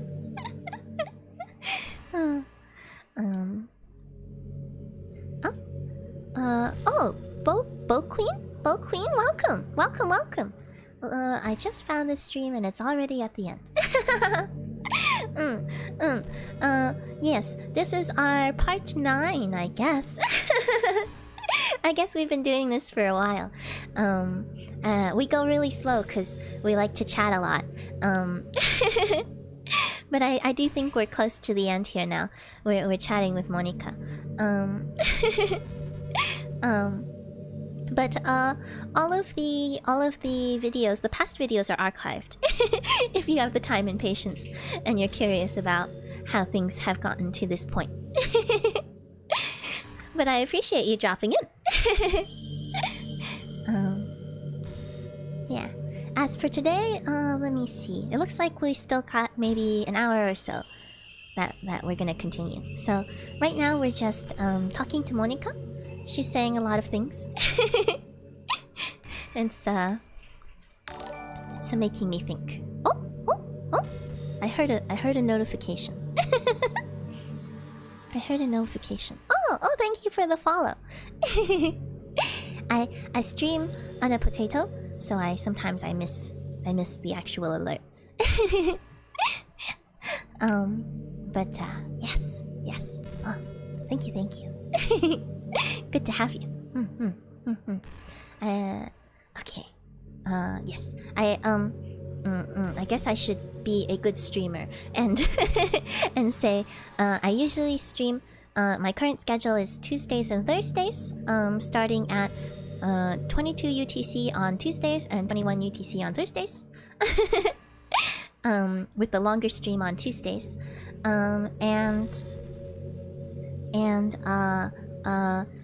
we've been doing Doki Doki on Tuesdays. I don't know how long that'll last, because as you mentioned, we're pretty close to the end. But we'll see. I might even do like a second run through, because I'm really curious how this game works. And then Thursdays so far have been variety and chatting. But Twitter is the best place to get updates if anything changes and stuff and what's gonna happen. Yes, okay. Good streamer duty's done. I always forget to say these things, and then I afterwards I'm like, oh, should I have said something? Oh, KK, welcome back. My arm is so pain. Oh no, help me. No, it's like burn. Ah, oh no, what happened? You burn yourself, or too much working out? Best streamer indeed. Well, thank you. I don't know about that. Oh. Oh, well, thank you. Okay, alright. We were talking about depression. Yes, Monica was talking about depression. That's at Tiansha_now on Twitter. Oh yeah, Shator is better at this than I am. Thank you, Shator. I say Twitter and then I don't even tell you where to find me. Oh. Yes, at Tiansha_now on Twitter. Thank you, Shator. The like police better get ready to get drunk again, cause we got 15 likes now. Wow. Oh, 16. New record. That is a new record. Oh, thank you so much, everyone. Oh wow, that is a new record. Oh my goodness. That's so exciting. I was wondering actually. Maybe we can chat about this later too, but I was wondering. It's like, we keep hitting these records. I wonder if we should do like... I noticed a lot of VTubers have like goals and stuff. That I don't really know. Should we try to come up with some goals so that we can celebrate when we get new records?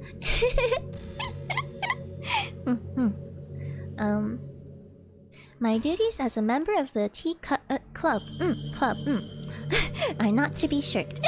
Oh, thank you. Yes, we are a good community, so we help each other out. Thank you.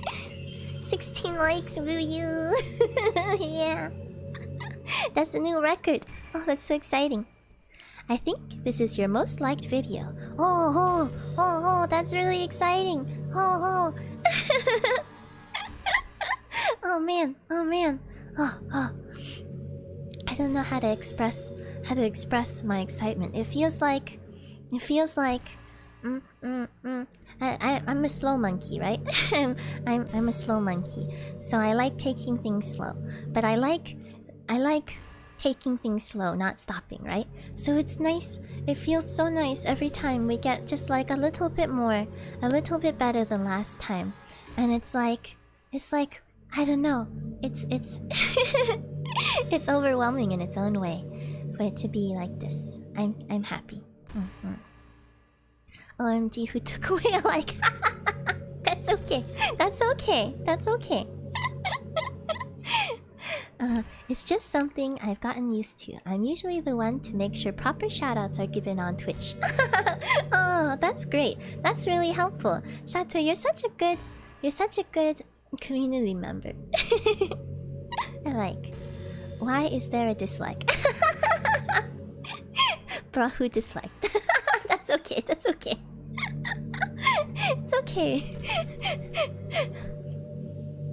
Like police, there's a new case. Oh no. The person that took down the like was because it was a dislike. Oh, is that how it works? There's always someone. Right? I feel like there's always someone, so it's not such a big deal. I kindly ask that if you're still here, please revert back. Oh, thank you, Ryder, though. It's okay, but I do appreciate. I'd like for Sayori to live. Yeah, me too. Me too. I wonder... I wonder... One of the things I want to figure out, which is why we might do a second run, and we might spend even more time with Doki Doki, is I want to figure out how much was inevitable, right? Like, who we talked to, what happened, all of that stuff. How much was inevitable and how much did we have control over? If not kindly, starts preparing arsenal.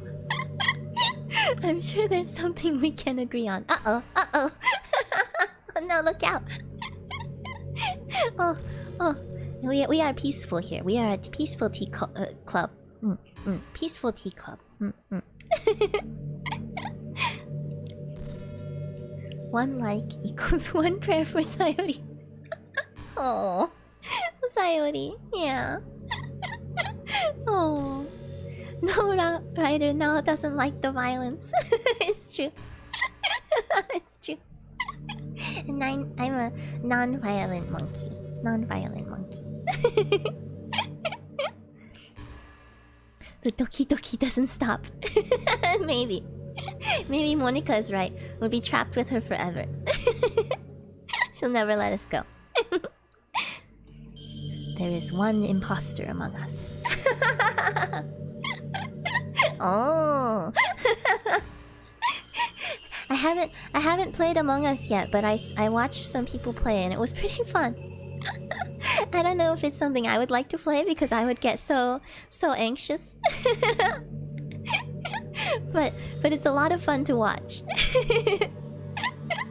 It's really funny. Actually, spectating is a lot of fun. I don't know, hearing people say all sorts of silly things. I don't know. Actually, once on a DDLC stream, I had a knife right next to me. Yuri is my second favorite girl. Oh, I see.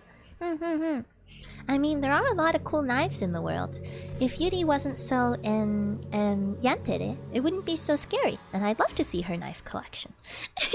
But she was a little, by the time we started talking to her, she was a little, unhinged.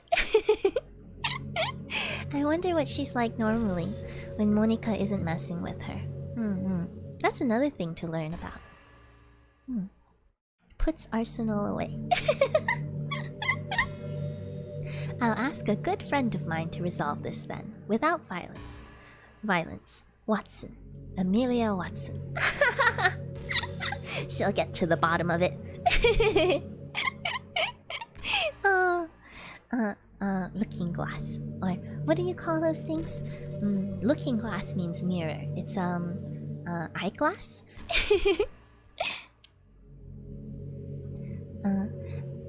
I think my favorite highlight of Among Us was someone admitting they were an imposter, then defending himself by saying, "I just wanted attention."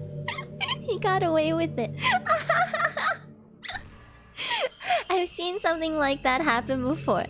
Not in Among Us, but in like another hidden role game, like what's it called? Resistance or something? I can't remember. It's funny what you can get away with in the chaos of the moment. Magnifying glass. Ah, that's what it's called. Yeah. Magnifying glass. Slow monkey. English is not my first language. Monkey is my first language. So sometimes I flub things a little bit. Magnifying glass. Ye good old magnifying glass.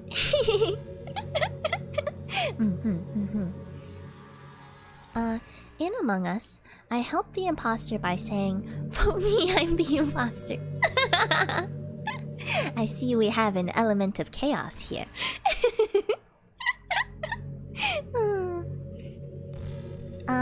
Now there's a YouTuber I watch who completely got away being the imposter by being peaceful. Oh, it's definitely possible to win without violence. Oh, but does that only work? That only works when there's multiple imposters, right? When you rely on someone else to do the violence. Is there a way to win if you're the only imposter? and there's no violence? I guess you just gotta wait for the ship to fall apart. Maybe if the game goes on too long, they'll start to realize it's the peaceful person who's the imposter. Yeah, I win like that too. Just don't kill anyone. Oh, I see, I see. To be fair, you don't have to kill everyone. I think you just need to sabotage the ship. Oh, interesting. You can sabotage the ship where the crewmates have to fix it, or else the imposter wins. Ah! Oh, I see. Some undercover sabotage. Oh. Which I suppose would kill everyone, but that's not technically your fault now, was it? It was the ship's fault. Does the imposter stay on the ship? Does the imposter then also die?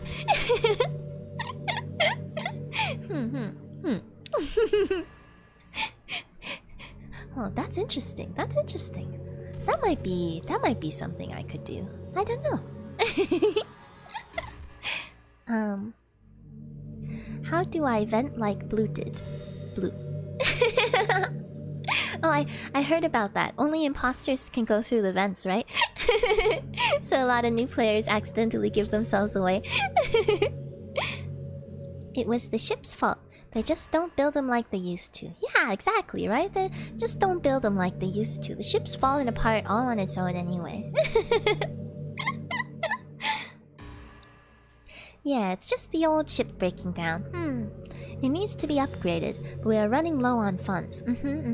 I'm just helping upgrade, right? That's how you do it. You just help with the upgrades.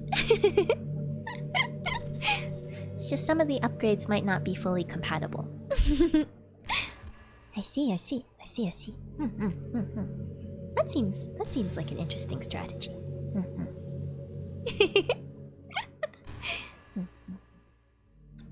Okay, Monica.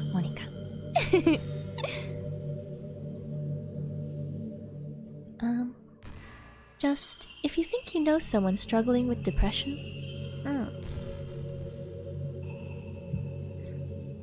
you can help just by treating them like they're a good friend. Yeah, that's true. I feel like as someone who's not trained, who's not a professional, I think that is one of the best things you can do, right? It's true. But sometimes they need more than just that, right? Like with Sayori. And yeah, I think it's definitely one of the best things you can do as a non-professional. But sometimes they do need someone who can be that professional for them.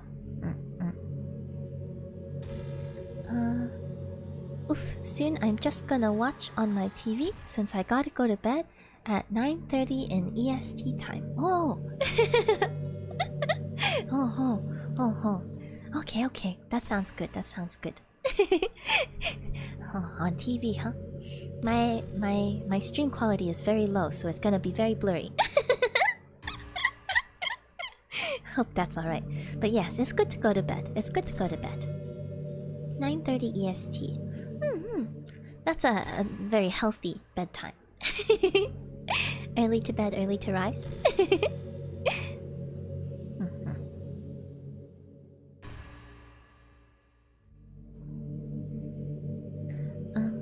Spend time with them, even if they don't feel like doing much. Yeah. Well, this is real good advice. This is real good advice, I think, because when you're depressed, your body and your mind send you these signals that say, I'm depressed, so I don't have the energy to do anything, so I'm not gonna do anything. But in reality, one of the things that helps the most is actually doing things, ironically. Doing things when you don't have energy due to depression actually gives you energy and boosts your mood. I was reading a really interesting book on this recently that went into sort of some of the key hormones involved in the brain chemistry. It's not the whole picture, but it kind of gives a bit of an understanding to the sort of folk knowledge we already have about depression and how it works. It gives a little bit more backing of understanding, what is happening with your body, right? And And yeah, and going out and doing things will raise levels of certain hormones that'll help you feel more euphoric. I don't know if that's the right word. It help to get rid of the depression a little bit. Mm, mm. And when that happens, they'll be. It's like you take baby steps, right? Little by little, little by little. Oh, my tablet's at 2%, so I'm gonna get my stuff and go up. Okay, okay. See you soon. See you soon.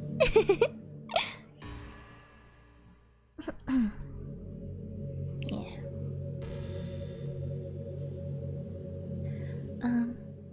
And remind them that they always have something to look forward to.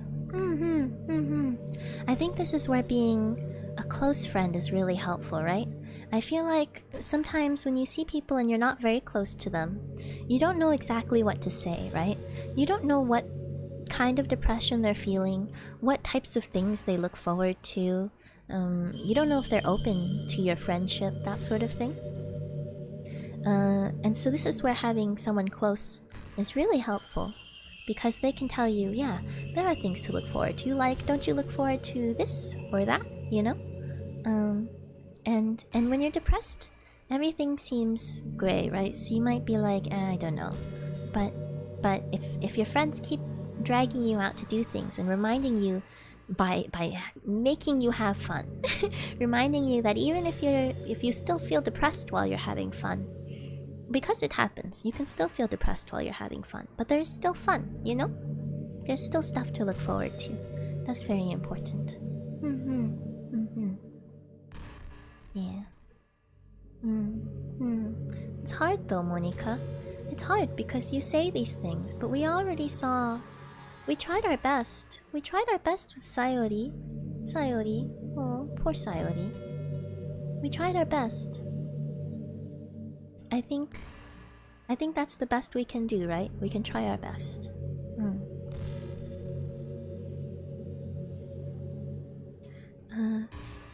Making plans in advance, letting them know. Making plans in advance, letting them borrow something, or even just saying, "See you at school tomorrow." Yeah, yeah. I think that's a big one. You gotta remind them. You gotta remind them, tomorrow. I want to see you tomorrow, you know?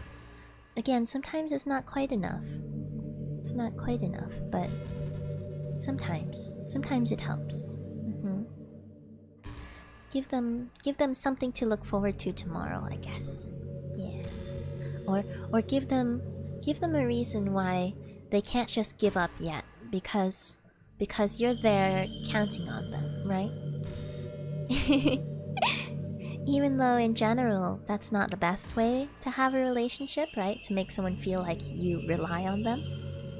At the same time, it can be really healthy and beneficial under certain circumstances, and at certain degrees, I guess. I think that makes sense. Human can try. That's about it. Yeah, monkey also. Monkey can try. That's about it, though. But, you know, that's about it. But that's also very powerful if you think about it. The fact even that we can try, is very powerful.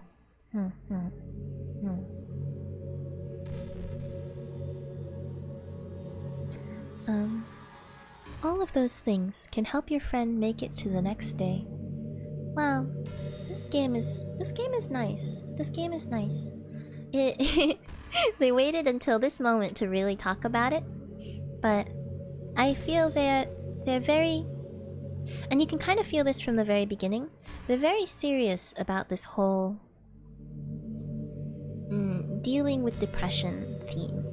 Like, they went into it without trying to make light of it, and without trying to make it like a point of just drama and that's it, right?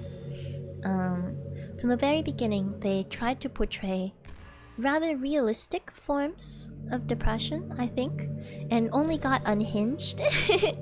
Only got unhinged when the universe was literally being toyed with. And so it's really nice that they have these messages here too, because if someone if someone playing this is less familiar with this sort of advice, it's the perfect time for them to be able to sort of hear some of it, I guess, after maybe relating somewhat to the characters. And it's also a great thing for anyone who even already knows some of the advice, but it's a good reminder, I think. It's a good reminder.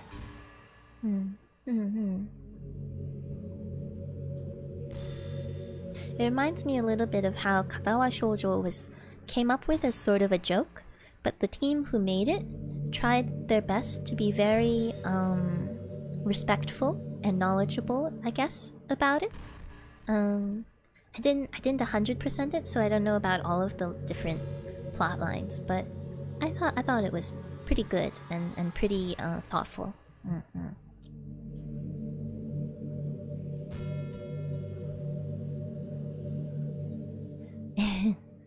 I hope being friends with Sayori has given you some perspective on the true face of depression. Monica, that's kind of a evil mastermind thing for you to say. Talking about Sayori like that. Poor Sayori. Poor Sayori. And then you just got rid of her. You told me that you messed with her depression. That's not nice. Not nice. I guess Monica did the opposite. She knew what the right thing to do was. She knew. She actually knew. If you think about it, she's giving us advice right now about what you should do if your friend is really depressed, like some of the things that we can try to do. But she didn't do that at all. She she made it worse. That's so manipulative. Monica, just because you're depressed doesn't mean that you should take it out on other depressed people and make them more depressed. That's not healthy. We should all just be friends together. It's like Alcoholics Anonymous, Depression Anonymous, Doki Doki Depression Club. No, do you have any wisdom to someone that can't easily handle negativity in life? As in big or small, any bit of negative input will be taken badly. As an example, seeing insulting or offensive comments online, or people disliking your stream for no reason, or something on the news. Someone that takes these things to heart and can't handle how the world can be so hateful. I understand. Sometimes I myself feel that way a little bit, right? Certain things more than others, right? I become more sensitive to, like, seeing negativity in others, like, even in the game, you know, when Yuri and Natsuki are fighting, that sort of thing gets to me. Seeing people insulting each other, or having lots of drama online, or just like sometimes bad news, and yeah, like you said, how the world can be so hateful sometimes. Yeah, sometimes I already, you know, I already am a little sensitive to these things, and depending on my mood, I can be more or less. In terms of wisdom, well, I don't think I'm a very wise monkey. But I can talk a little bit about how I personally try to deal with it, right?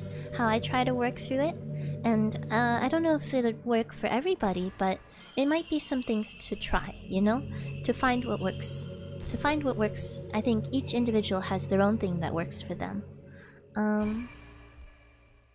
So I guess you can tackle it in multiple ways, right? And I have my own multiple strategies. I think in the end, what really helps the most is building up your own arsenal of different tools you can use in case one works better than the other in a certain situation, right? You know the ones that work for you, and then try to just put them together based on how you're feeling right now. So sometimes things like the news, right? Sometimes things like the news, I just kind of don't let myself get too sucked into it. I try not to. I actually don't. I don't actually watch or read a lot of news because a lot of it can be so negative. And just sort of like get my updates from people who I'm close to, who know how to present it to me in a way that won't make me too upset, I guess, in a careful way. So having something like that as a buffer for news is nice. It's kind of like setting a boundary, right? I set my boundary when it comes to official news outlets. Some of it when it's like bad comments online or disliking of the stream. I feel like for me that's a little bit twofold, right? One is I know I can't please everyone, right?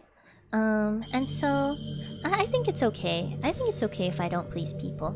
And a dislike or a negative comment doesn't have to be hostile. Sometimes people just use these platforms differently than you expect, right? So a dislike might just be that. They might be telling the algorithm, oh, I don't think I want to watch this stream. It's not really my thing, right? And they may not even realize how it might affect you on the other side. So sort of giving the benefit of the doubt, even for comments that come off as negative, right? A lot of people online experience de-individuation, which is when you know people can't recognize you, like when you have a mask or you're online or something like that. We all act a little different, right? That's why road rage even happens with when people who are otherwise very calm and nice people can get road rage. Is because when I can't see you or you can't see me, it's very easy for our brains, which are triggered. Our brains are so optimized for seeing other humans, right? And so when I can't see you, I don't see you as a human anymore, right? Or as an animal, I guess, as a living being. And so it makes it harder, or makes it easier to stop treating people like humans, because our brains are like, what? No humans here. Even if you rationally, there's a human behind it, right? So that's why the negativity coming at you feels so much more negative, and also maybe why they even posted it in the first place, right? They didn't really think about it, and if they thought about it, if they met you in real life, they might be very nice people. So that's sort of like the online thing for me, I guess. Sometimes when things are just too much to handle in general, it's good to just like take a break, take a deep breath, get away from it a little bit.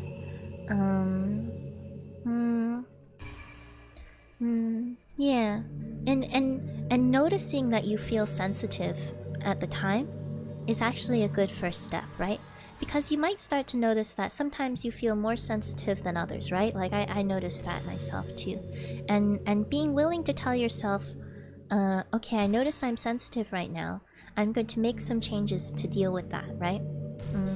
And other times being like, oh, I don't feel as sensitive right now. Maybe I can try to push my boundaries a little bit, right? That's a big thing, actually. It's a little bit related to what Monica was talking about, and it's something that I think therapists have a name for. I think they like to call it exposure therapy, which sounds really scary. Sounds scary as heck when you call it by that name. But the concept of it is a lot less scary than it sounds, because the idea is, if you know you have a boundary that you want to expand, right? It's the same as working out. If you want to work out and you want to get stronger, there's a boundary there that you want to expand. And the best way to expand it in a healthy way is to very slowly approach it, understand where it is, and push just slightly beyond where you would normally. Don't go too far, because you're liable to injure yourself, and if you injure yourself, that's just going to make it harder later, right? Same thing with both physical boundaries and mental boundaries, I think, is that you take these little steps, you stretch yourself a little bit, and it's like when you're not feeling well, you can take a break. And when you are feeling well, you can push a little harder. And if you start to feel any sort of pain, you pull back. You realize you went a little too far this time, and you'll try again next time. And it's not gonna be a linear progression, even with like working out. I know a lot about working out for someone who's kind of a potato right now. but when you're working out, you know, some days you'll have a good day, some days it won't be as much, and the number of reps you can do might go up and down. But if you look at the big picture wider trend, you'll see yourself becoming more and more comfortable over time. And if you can be a slow monkey like me and be comfortable with a very slow progress, don't push yourself beyond your boundaries, then that can be great. For some people, it's really easy. They're more fast monkeys, and for them, it's really pushing themselves that gets them excited and invigorated, and that's great too. If you're that type of person, then pushing yourself in that way is a great way too. But if you're more like me and you want to take it a little more, you're a little more tentative, a little more hesitant, it's okay to go just a little bit more, only when you're feeling good. And I think that will hopefully help. I talked a lot. I don't know if I said anything useful in all of that, but I hope maybe something rang true for somebody. For some people, it's hard to recognize that there's another person on the other side, no? Exactly. I mean, I think even if you're aware, I mean, I don't even want to say other people. I want to say even myself, right? I think all of us naturally, it's a natural animal reaction. I was gonna say human again. I'm so used to speaking English, and English you say things like human when you mean everybody. But humans, monkeys, all of us. We are, in the end, just biological machines, right? And these biological machines were built for very particular circumstances, and social animals, like humans and monkeys, are built to be social in person, right? Not over the internet. To be social in person, and so we have huge cues that we cue off of seeing another person. And so when they're not there right in front of you, when they're disembodied in some way, even if it's over the telephone, you can hear their voice, or over video chat and you can see their face, it's not the same as seeing someone in real life, and our brains just don't quite process it the same way. So you can't really blame people for automatically not being able to see other humans as perfectly human, or other monkeys as perfectly monkey,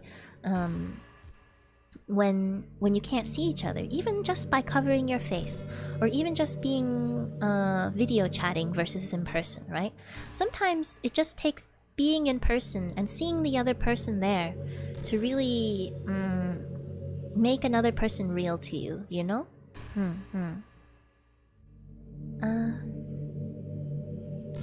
Thank you for removing the like. That was very nice. Just made me happy. Dislike, I meant. I see. I think life has enough hate as it is. The less we contribute to it, the better. That's true. I definitely feel that way. I'm definitely... I try to understand when I dislike things, and try to not let it evolve into something like hate, because... I don't know. I agree. I want to add more... I want to add more happiness to the world. And so even if I have my preferences, it doesn't have to be hate. And thank you, Nal, for talking about it. I've been struggling with it, so thank you. I hope it was helpful at least. I don't know what kinds of things you like to do, or what works best for you, if you have anything to share. But I think it's one of those things that, because having a bigger toolkit is really useful, I think it can be really helpful to hear what works for other people. And the more people you listen to, the more you'll find something that clicks with you, right? Like, not everything will click because we're all different people, right? So not everything will click the same way for everyone. And not only are we all different people, like Monica was saying, there's so many different types of depression. And that's just depression. That's just one thing, right? And so, yeah, I think one thing that helped for me is really trying to understand myself as well, and the tools that are out there. And sometimes I found that certain tools I knew about, but I didn't know how to implement it. And I knew about it, but I didn't really want to implement it sometimes even, because I was just kind of going about it from the wrong angle. That's something where the second therapist that I had a short-term stint with really helped, actually, because talking to someone who's got a different perspective from you, and especially if they're a professional, they can help you sort of reset your expectations and your view on things, right? Things that I was like, oh, yeah, I know that's the advice, but I would never do that. Or, yeah, I know that's the advice. Tell me something new, you know? I start to realize why those tools didn't work for me before is because I didn't fully understand them sometimes. So yeah, that's how I think perspective can be very helpful. One of the ways that my first therapist wasn't as helpful, actually, was because I already knew a lot of the tools, because I'm so interested in things like psychology. He thought that he more or less listened to me, and he didn't have much to say. He said something along the lines of, "Oh, that makes sense." And I was like, yes, and I'm gonna do these things to try to make it better. I was very action oriented, and he was like, okay, that sounds good. But that wasn't what I needed at the time, because I was trying to fix it all on my own. But the reason I even wanted to talk to him was because I wanted someone else to help me to figure out, am I even fixing it the right way? What does it mean to fix it, right? And trying to fix it all by myself was stressful also. And so what I needed was a different perspective that could help me understand the tools and what to use, and how not to push myself in certain ways beyond what I could actually handle, right? Because I was I was really big on trying to push myself to fix everything right now. So he and I weren't super compatible, but I'm sure he works out for other people, just not for me. But my second experience was far more compatible, which was really nice. And that's another thing that I think it's unfortunate it's not talked about a lot. But finding the right person to talk to is actually a huge deal. A huge deal. Doesn't even have to be a professional. If you're lucky, there might even be someone close to you who you can talk to about these things in a way where you feel really free to talk about it. And they have a lot of good advice, or at least good perspective. But just having the right type of person who jives with you, but also has enough of a different perspective to help you reconsider things. I think that can be really helpful too. And I guess accepting that sometimes things like depression aren't things that you're just gonna like get rid of, you know? That was my original approach, and I think that's why it didn't work out so well. It's like, I'm just gonna get rid of all these negative feelings and they'll be gone and it'll be great. But life's not about that, you know? Life is gonna have its ups and downs. Your personality is gonna have its ups and downs, and the things you like and dislike in the world, they're gonna be there, they're gonna be a part of you, you know? And you can dislike them. You can dislike them without trying to ignore them, I guess. While still acknowledging that they're there, and in a way, the visual that I heard about it using is like, they're already there, so you may as well lay out the welcome mat, right? For me, I'm not so familiar with welcome mats, but the image I had in my head is they're already there in the tea room with you, so you might as well lay out a cushion.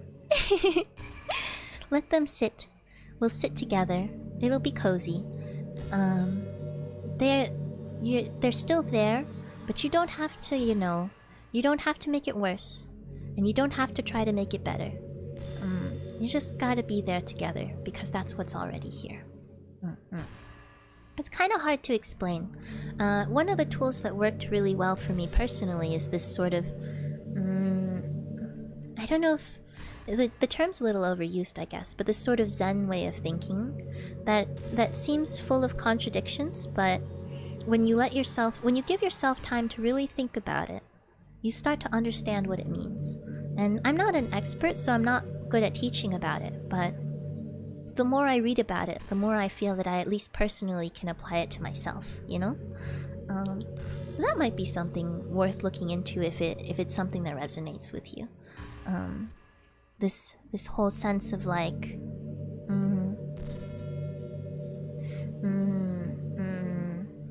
It's accepting something without accepting it.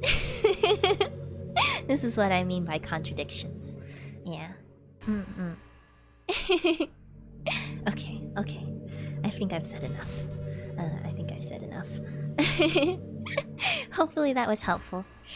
Hopefully it wasn't too nonsensical. And it looks like we're getting on in time, so I should probably wrap up soon. Let me see if I remember if there's anything I wanted to say before we go. Okay. Said that. Hashtags, yeah. Maybe next stream I'll have some hashtag candidates. We'll see. I'll try my best to think about it.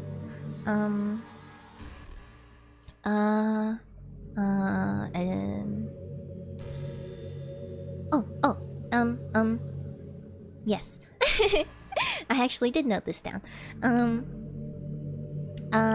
Right. Like earlier we were talking about new like goals and stuff, right? I think it might be kind of cool. I don't really know.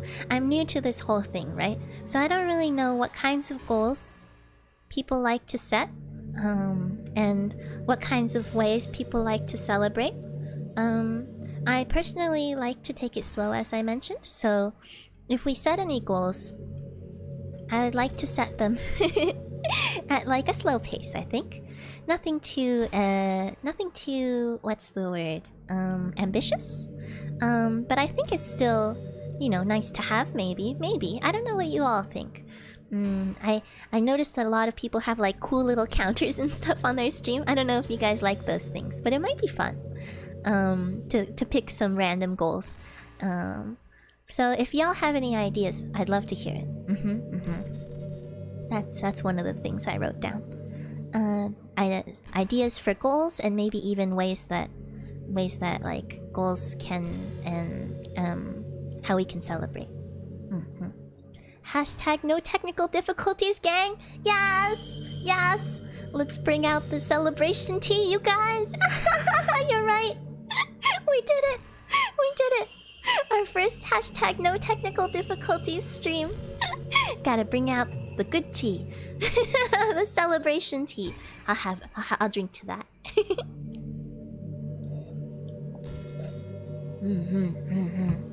Ah yes. I can't believe it. We did it. Not gonna lie, that's probably one of the most exciting things. I'ma see how much we can, keep this going. We'll see. First no technical difficulties stream. Let's see. Yes, tea emojis. Yes. 100 subscribers or maybe 25 concurrent viewers. That could be fun. 100 is a big number. I guess. I don't know what we're at right now. I think we're around 40 on YouTube and about the same on Twitter, and then less on Twitch because I don't actually use it right now. Though I might use it in the future for the karaoke stream. 25 concurrent viewers. That would be interesting too. I haven't looked at today's stats yet, but I'd be curious. Maybe that's not a bad idea. Can we put up a little thing for that? I wonder. I'll check out Streamlabs. That would be pretty fun. I think we're not. Well, both of these might be very good numbers because they're like a little more than, or close to double our previous records, maybe. I think a lot of YouTubers I follow celebrate their 1-month anniversary. Oh, that's not a bad idea. When did I start though? I think we're almost there. Maybe we can do a belated celebration if I can remember. If I can remember to do it and put something together. That's not a bad idea. Anniversaries are always fun. I'm always a big fan of I'm always a big fan of celebrations. I don't think it matters what they're for as long as you're celebrating. Big fan of holidays. You're almost halfway to 100. Yeah, maybe that's not too bad. It's a little ambitious, but I guess that's what makes goals fun, right? We'll mark that one down in history. September 22nd, 2020. No technical difficulties. It's a nice round number too. 22, 2020. 09, I guess. That's a pretty big one. Yeah. Now we should do an anniversary of no technical difficulties stream. We'll see if we can reach a record there. This is already a great record. Almost a month ago, that's why I remembered. Yeah, I think you're right. I'll have to go back and check, because bad memory and bad with numbers means I have no idea what day I started. Has it already been a month? Has it been more than a month? Wait, no, a lot more than a month. You debuted August 7th. Oh! We completely missed it.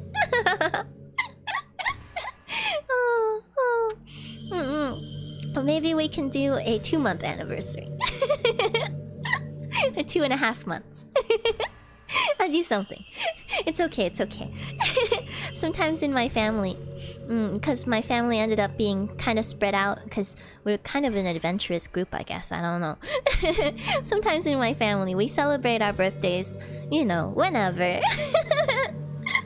A month later, 2 months later, whenever we can get together, I think, for me personally, for my culture, it's more important to celebrate and have occasion to celebrate together than what the occasion necessarily is or when it is on the calendar, as long as we get together and have a good time. We sometimes do that with holidays too. It's been almost been 2 months already now. Yeah. Wow. Thank you all for supporting me through all of that. Oh, I hope we have a lot more 2 months in the future. Oh, now I feel all warm. That's great. That's amazing. Oh, that's great. I like these ideas. Oh, did y'all know that next week, not tomorrow, but next week on Thursday, Wednesday, next week on Wednesday is the Chinese Moon Festival, also known as 中秋节. 中秋节. My pronunciation might be all wrong. I don't know if no one special is still there to correct me. 中秋节. Something like that, which means during the Mid-Autumn Festival is what is often translated as. Like in the middle of Autumn Festival. Because it's gonna be the first full moon after the equinox. That's Wednesday. So yeah. I don't know what to say. Buy mooncakes. Or make mooncakes. I don't know. Is it easy to make mooncakes? Anyways. Mooncakes. And moon viewing and stuff. I'm excited. I love holidays. Nobody invite Ophelia on Wednesday. Oh no. Shh, nothing to see here. No moons. No tasty moons. Just mooncakes. Maybe Ophelia can have mooncakes instead. Will that help? I love tasty holidays. Yeah, I don't think I'll be able to stream next Wednesday. But we can celebrate on Tuesday or Thursday instead. Exciting, exciting. Okay, alright. I guess that brings us about to time. I don't know if anyone else who's new is still hanging out, but I guess I should... I should learn from Shatur and say, if y'all want the most up-to-date updates, you should follow me on Twitter, because that's my primary communication stream right now. And oh yes, and my Twitter handle is @天使_now. And yeah, spelled just like on YouTube, without the kanji and kana. And yes. Wait, I thought something for a moment. Now I forget. Oh, that's a good idea. I should put that on my overlay too, shouldn't I? Okay. Lots of little things. Slowly we'll become a no technical difficulties legit stream. I learned a new slang recently. I don't know if it's appropriate. Y'all are the slang experts here, right? I learned a new slang. Scuffed? Scuffed? Are we a scuffed stream? Am I using that correctly? Old monkey doesn't know. But yes, slowly we will unscuff. We will buff ourselves. We will buff our stream. We were scuffed once, no longer. I don't know if we can say no longer yet, but slowly we're buffing out the scuffs. Little by little, one at a time. With like a magic eraser. Oh yeah. Okay. Look at me. I am the internet slang master. Is it internet slang or is it real people slang? I don't know anymore because all people are now on the internet.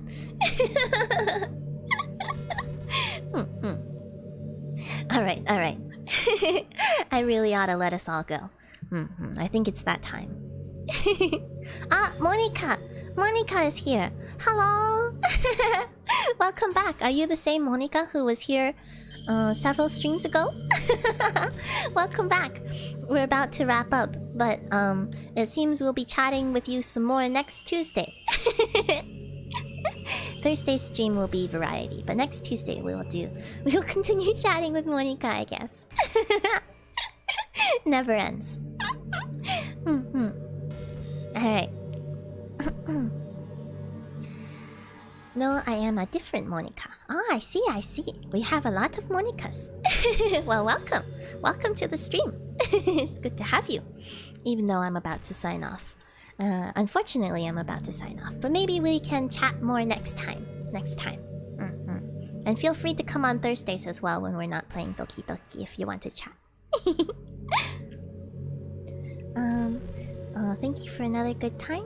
Looking forward to next time already. Oh, thank you, Ryder. Thank you. Take care of yourself. You too. All of you, take care of yourself. I'm looking forward to hanging out again. I want you to know that we're all here for you when you're back on. Oh, thank you. That's actually really helpful. Oh, Monica just followed us, guys. We just got a follow from Monica. That's awesome. That's perfect. Thank you for the follow. And thank you, Ryder. That's actually really helpful. I'm not the type to really ask for a lot myself, so it's nice you're taking Monica's advice to heart. I look forward to seeing all of you. Good night, Amos. Good night. Thanks for the stream. Yeah, thanks for coming. Thanks for the stream. Thanks, Mom. Bye. It was good to be here. Thanks for the stream. See you later, no, everybody. It was good to be here. It's good to be here with all of you. That follow makes us official. The relationship is sealed. Yep. There's no going back now, guys. Monica first tells us that she knows that we're streaming, and then she follows.